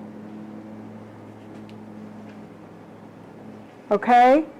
But Hamel believes in you. We believe you all can do it. We believe together we can do it. And we will help you in any way we can. Jeff? I had a couple questions on the 0 to 500, or to 5 million, or the 51% new hire. Is there a minimum contract value where this will apply? What is it? Is it start at 300,000 on that too? Yes. No matter... Anybody under 300,000 doesn't have to sign any kind of first source? No. Okay. So the first source agreements, no matter which law it is, you need a contract of 300,000 or more in order to be obligated to sign a first source agreement. So if your contract is less than that, then no worries. So what's the penalty for not complying on those projects? Is it the same kind of procedure, 5%, or? Yeah, If you don't hire anybody for the job, then there is no penalty because you didn't hire anybody. But right. There would still be a 5% penalty, I'm sure. and is there, like, everybody's supposed to have an apprenticeship program if you do over $500,000? Is there a penalty for not having an apprenticeship program? Okay, his question now is there a penalty for not having an apprenticeship program? I don't know the answer to this 100%, but I am guessing that you wouldn't be allowed to do business in the district.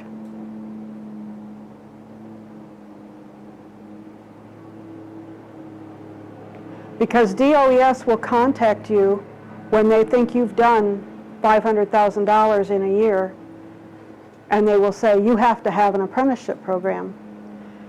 And so if you delay, or just flat out tell them, no, I'm not doing that, they're going to say, well, then you're not doing business in the district. We're going to put you on our debarment list. Yes? We just had that last week with the subcontractor.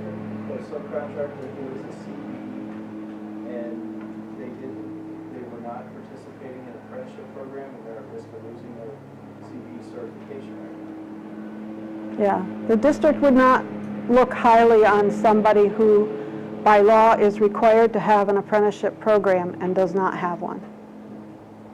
Yes? So for a flooring company, we use all subcontractors. So if we're using all subcontractors, how are we supposed to have an apprenticeship program if we are not employing the laborers directly? That would be a question for DOES, and Aletta Samuels at DOES is the person in charge of the apprenticeship program. I will try to find out an answer for you. His question is that he doesn't really have workers. He subcontracts to have the flooring done, and therefore he doesn't have workers to have an apprenticeship program. But he might have contracts more than $500,000 in the district, so that DOES thinks that he needs to have an apprenticeship program. So DOES would still want him to have an apprenticeship program, but he doesn't have anybody to train. So we would have to talk to DOES. Anybody to train them. Right. And the flooring, it's interesting, the flooring subcontractors, there aren't really any training programs for flooring people in any apprenticeship program. So I actually had this conversation with Aletta Samuels last week that a subcontractor in flooring needing an apprenticeship program would have to do it themselves, provide their own training. She would provide them the scope of what the program needs to have. She said it would be a 2-year flooring program. The employer would have to do it themselves and create their own curriculum based on the scope that she gives them. And that would all have to be approved.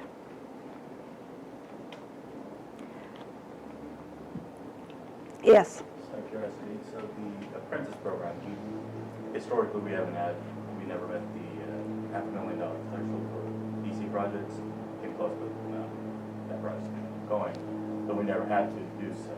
But I assume that apprentice program, the location has to be within DC. Yes. This apprenticeship program that would be required by DC would have to be approved by the DC Apprenticeship Council. And you would have to put DC workers in this program. So it would really be a DC-based program. Because we are in the process of making Pennsylvania Academy Right. open office, DC. That's trying to figure out the logistics behind it.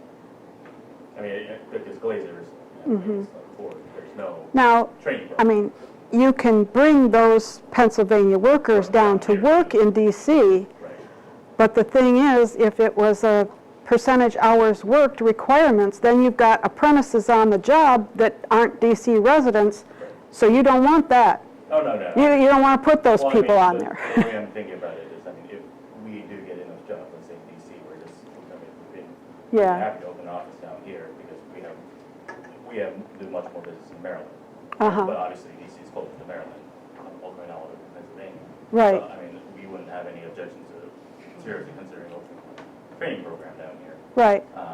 But it's just, like, we just never had thought of it. But I know Yep. it's a requirement. So, yes, Dan? Well, back to the flooring situation.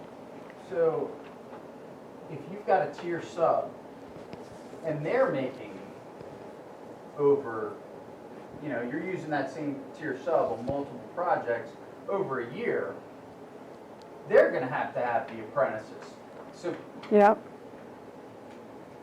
could Depending we on how much. get that by default, because, you see what I mean?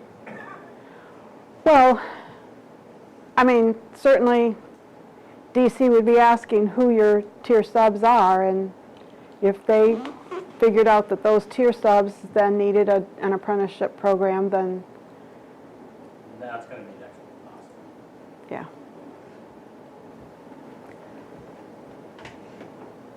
And that's 500,000 over a calendar year?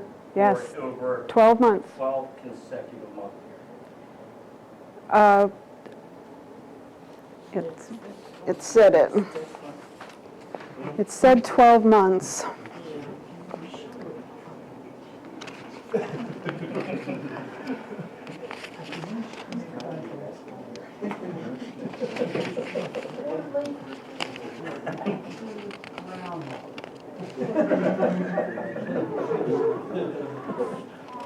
And another question, have you seen people use POs as their addresses instead of like physical addresses, but they still live in DC?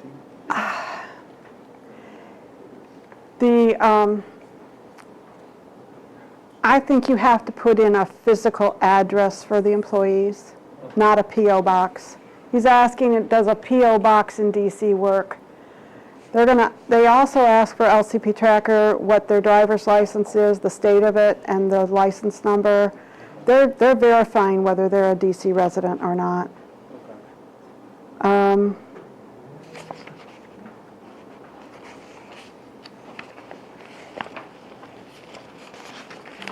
I'm looking up for that. I know it said 12 months.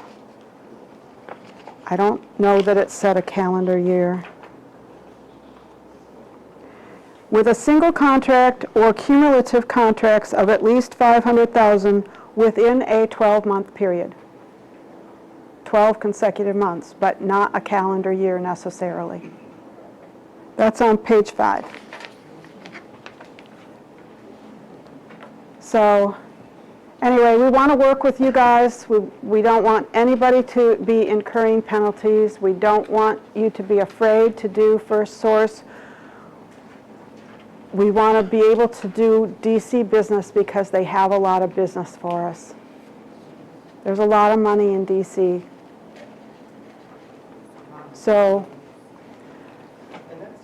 And that's kind of the spirit of the whole thing, is that there's a lot of projects, i.e. money in the district. The district is giving money to developers to encourage them to do work in the district, and they feel like by giving that money out, that they want district residents, they want local residents working on the project. That's the spirit of the whole program, right? mm-hmm. Yeah, they want district residents to benefit from these projects. And a district resident is somebody within the city limits only, correct? Yes. They don't do like a hub zone, or anything. They don't do anything like that. Nothing like that. Yeah, I keep seeing this Washington Metropolitan Statistical Area. Capitol Heights does not. That doesn't mean for the new hires. All right? But I appreciate your time. When it comes to 51% of new hires, the first project that employee touches, they're a new hire to that project. So even if you hire them for the First Source project and they touch another project for one day, and then the very next day they started on the DC project, right? They will not be considered a new hire.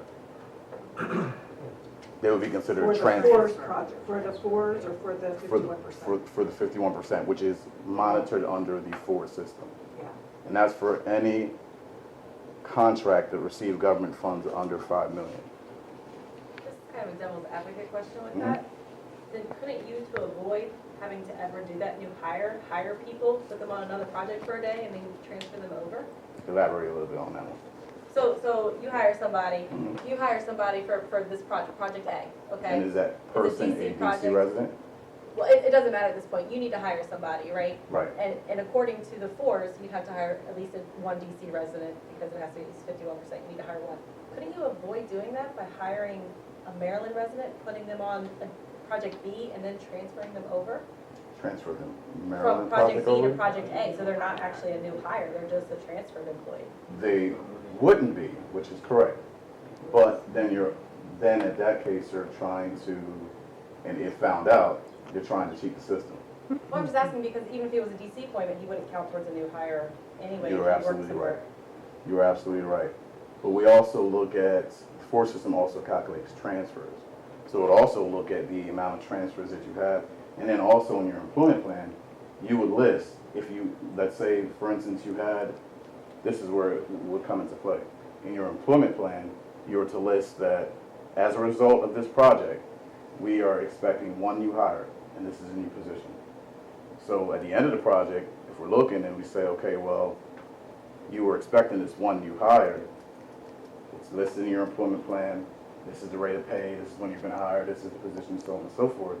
The end of the project comes, and we don't see a new hire, then there's something, Right. something is obviously wrong there. So then we can come back to you and say, okay, after a compliance review, after the closeout of the project, you stated that you were gonna have a new hire. Payroll records now show, if we go ahead and request payroll records, that you did have a new hire, and it was actually a Maryland resident, and what you did was just transfer them, then we'll add that back into the calculations, and then you'll be under the threshold. No, yeah, I was just wondering because how you said it, he wouldn't count. Trust me, He wouldn't count. many try to, the government is Yeah. something to not play with. Yes. So, I guess I need to understand how to appropriately communicate that, because our philosophy is to not just hire new people and keep them on a limited term. Our philosophy is once we hire them, is to keep them employed. So we try to move, when the job is ended, move them to a new job as opposed to hiring someone for 5 or 6 months. We want to keep the people we've hired as our employees as long as we possibly can. So we don't hire a person necessarily new, we move them from one job to the next job so that we can keep them gainfully employed. So how do we effectively, outside of the employment plan, but communicate that when it comes to the forest systems and those things that are calculating and determining whether you're meeting your goals? And we think our approach is more effective for the district and for the person, and instead of doing it the way that the paperwork suggests you should. So essentially, when you hire an employee, you're hiring the best candidate out of all your screens, you're hiring the best candidate to fulfill the job. And you're looking for that candidate to last within your company, possibly grow within your company. And as you stated, you want to retain that individual and you're transferring them to other projects, not letting them go so you can create a new position. That's great. When you are submitting your employment plan, and because you have now retained enough employees where you do not need to hire, you basically list that on your employment plan. Any employment projections, I would state there's no new hires, and I've seen it many times come across my desk. There's no new hires as a result of this project. You have to. The problem is you have a lot of contractors that see that, they leave it blank, they don't explain. I mean, when you have that, it's left to us to now, okay, what's going on here? Did you have a new hire? Did you not have a new hire? And that's when you dig deeper. But when you do explain, and when you do go further into the justification sheet and explain as justification, there are no, we need not to create any new positions as a result of this project. We retain the current employees we have, and then it gives you another form where you list all the current employees that you have. So that way you've covered all your bases. Because you don't have to necessarily hire. It's not saying that you have to hire. If you don't have a position to create, we cannot force you to just create a position. Yes, sir. Yeah, in the event that the example that you gave of a project being delayed, and you send that person to another project.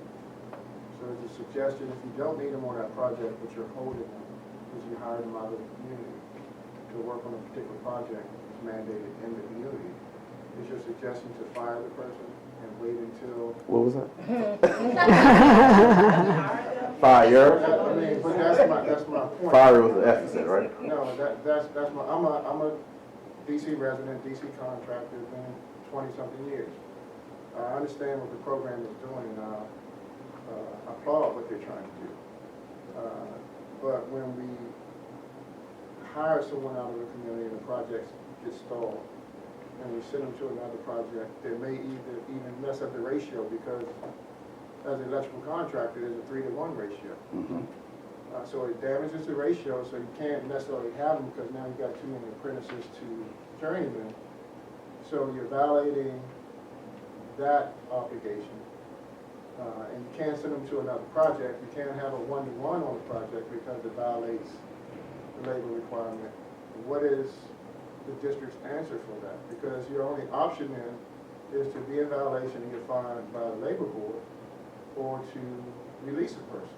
Well, let me ask you a question. So that employee that you hired, so we're saying this said employee is an apprentice.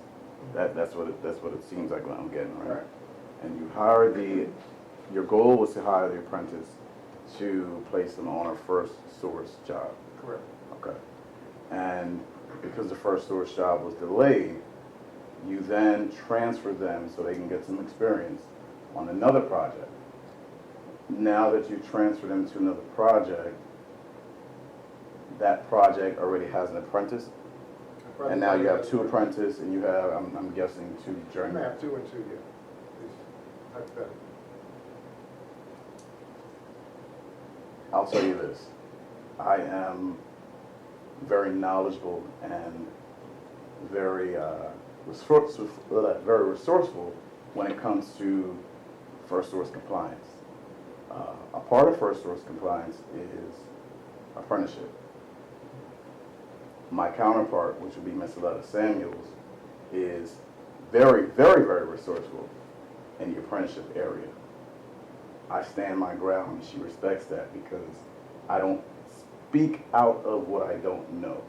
And I wouldn't want to start giving you, if you do this, if you do that, and later on say, well, you know, I was at a training and Omar stated this and we did this and this was the result. Because I may give you the incorrect information, and I don't want to do that. So, sticking to first source, I can give you all the correct information. But I can hook you up with Ms. Samuels, or I can take that question and I can take your email and I can contact you with the answer to that. And anyone else that has any apprentice questions in depth like that. I really don't like talking out of what I don't know, and that's just how I operate. But, let's say this, right? You hire the employee, even if they're an apprentice. You move them to another project, then the first source project opens up. You're able to start that project. Well, this employee is now a transfer. It's not a new hire anymore.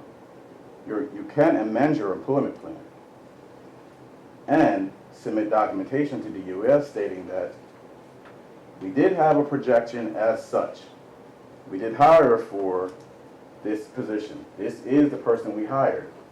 But because of delays, we transferred this, we put this individual on another project to keep them employed. Once this project opened up, we then transferred them to that project. You also have in your employment plan, there are sections that you are able to, and I'm just looking at the one Leanne has here, where you're able to actually write justifications. And I know this employment plan is being submitted prior to all of that, so you're projecting all these things, right? So the best case scenario is you're gonna have a first source monitor. You're gonna have an apprenticeship monitor. You're gonna contact that person, and you're gonna explain that to that person. The number one thing about compliance, and I tell everybody, is cover your ass. Excuse me, but dot all your I's and cross all your T's. If you have all your documentation and you can support that, that is key.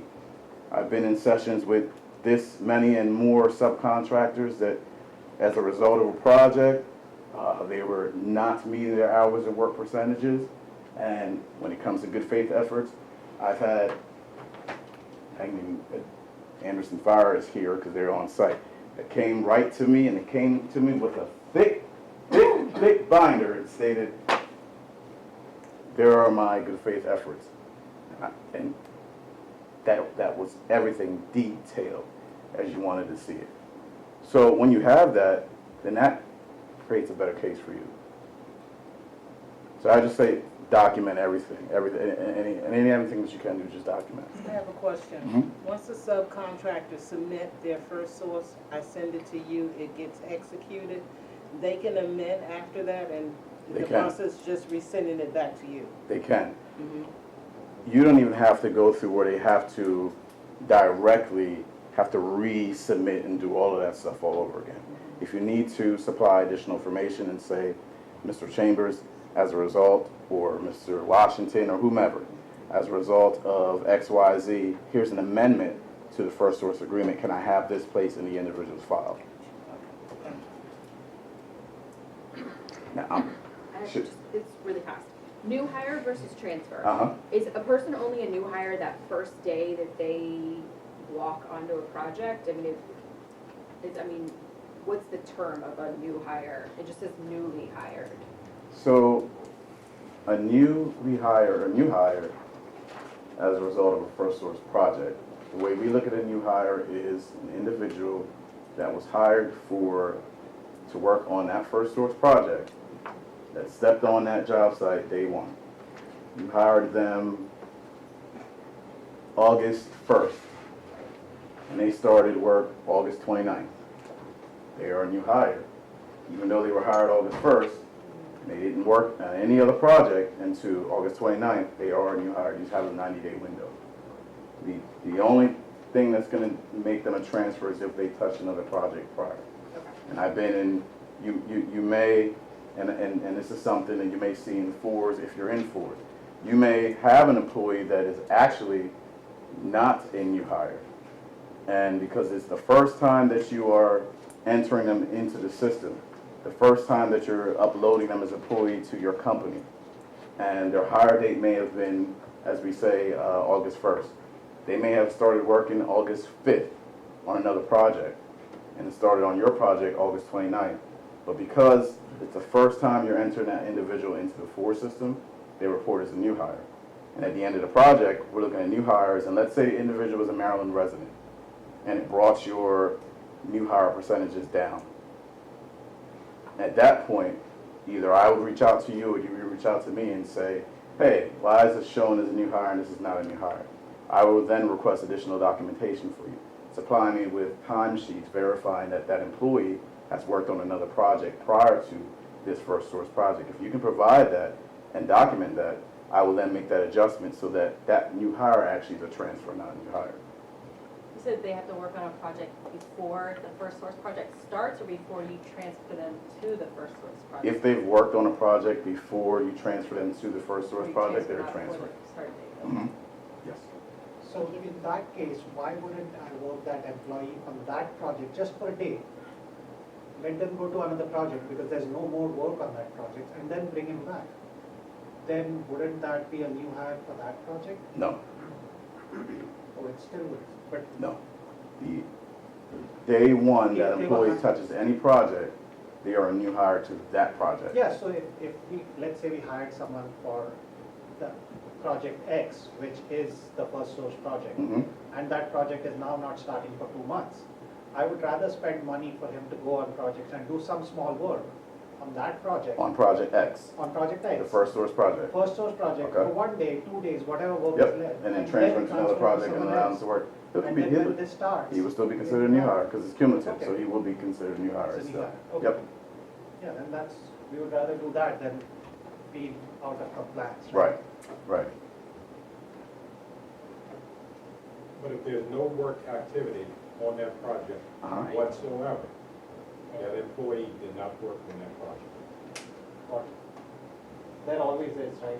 Go put carpet in trailer, project work, like small stuff, work on the trailer, electrical guy on the trailer. That's possible. Right. But again, I the agree. trailer is not on the job site. I understand, There's no activity there. I understand. So I want to think that, and I know you guys, the subcontractors, will be doing business with other general contractors as well. So you may be working on projects that are 51% new hires, which are under the $5 million threshold. But when you are by a high percentage from what I see come across my desk, if you're working on a Hamel project, and especially my projects that are slated that are, we have Mass Place, I think the only one is Bradford City that's under. That's our only project that's Right. under. So we have Hamlin Mass only has Place, that one. Stanton, Spring, Spring Valley. I have a few. That hasn't started yet. I have a Spring few high contract amount projects that are coming through Hamel, and they are all in the LCP tracker. So as a subcontractor, the best thing to know about that is that if you have a contract, as Deanne stated, in the amount of $300,000 or above, you then will have to enter into a first source agreement. So I then will have to receive that agreement through my desk, and it has to be executed and back to Deanne, which will then submit that back to you guys, or to any, whoever the sub is, prior to the start of work. And you're required to abide by the 20% DC journeyman ratio, 60% apprentice, 51% skilled labor, and 70% of common laborers. Even if you have a contract value that is less than $300,000, let's say your contract is $150,000, and you're saying, well, I don't have to abide by the first source requirements because my contract value is not $300,000 or above. There is something that you do have to abide by, and that is, by Davis-Bacon law, you have to submit weekly certified payroll submissions. And that is very important, because there are some subcontractors that don't know that or just fail to do that, and then it is then becoming a failure, and that can become willful breach of your contract, and then you're subject to a 5% penalty. And depending on how the general contractor is meeting the requirements, you may, as a subcontractor, have a lot of DC residents, and you may fall below the $300,000 threshold where you don't necessarily fall in the first source requirements and have to strictly go to adhere to that those requirements. But as a subcontractor, again, you may have a lot of DC residents, and as your general contractor, you want to still do work with the general contractor and get brought on to more projects, and you're doing good work. Your high percentage of DC residents can now help that general contractor bring the numbers up, where it's a chance that that helping could also be a positive to the project. That's something to also keep in mind. Just the ratios are there. I don't make the ratios. I didn't make the law. Those things were in place before me. I'm only in my 30s. Those things been there for years. And I already explained that Hamel has made the decision that we are electing to have per subcontractor meet these requirements. We are going to stand with you, but it's going to be per subcontractor. Meaning, if the subcontractors are not meeting the requirements, and I'm calling Deanne and the compliance team, which what will start happening is, and what I do with my bigger projects is, me and Ms. Samuels will have, and you hear me saying me and Ms. Samuels, so sometimes it's very difficult because we have loads and loads and loads and loads and loads of projects coming throughout our agency and throughout the program. And there's me, Carla Washington, and Alex Underwood that are on these first source projects, construction projects. And then you have Ms. Aletta Samuels and Ramon Gilead that are on the apprentice side. Generally, what I try to do is bi-monthly contractor meetings for compliance meetings for my projects, my bigger projects. So meeting it by sub-level. I've had to do this before. Let's say as a result of our bi-monthly meeting, and we're halfway through the project, we see that, okay, we have X amount of subcontractors that are not meeting the goals.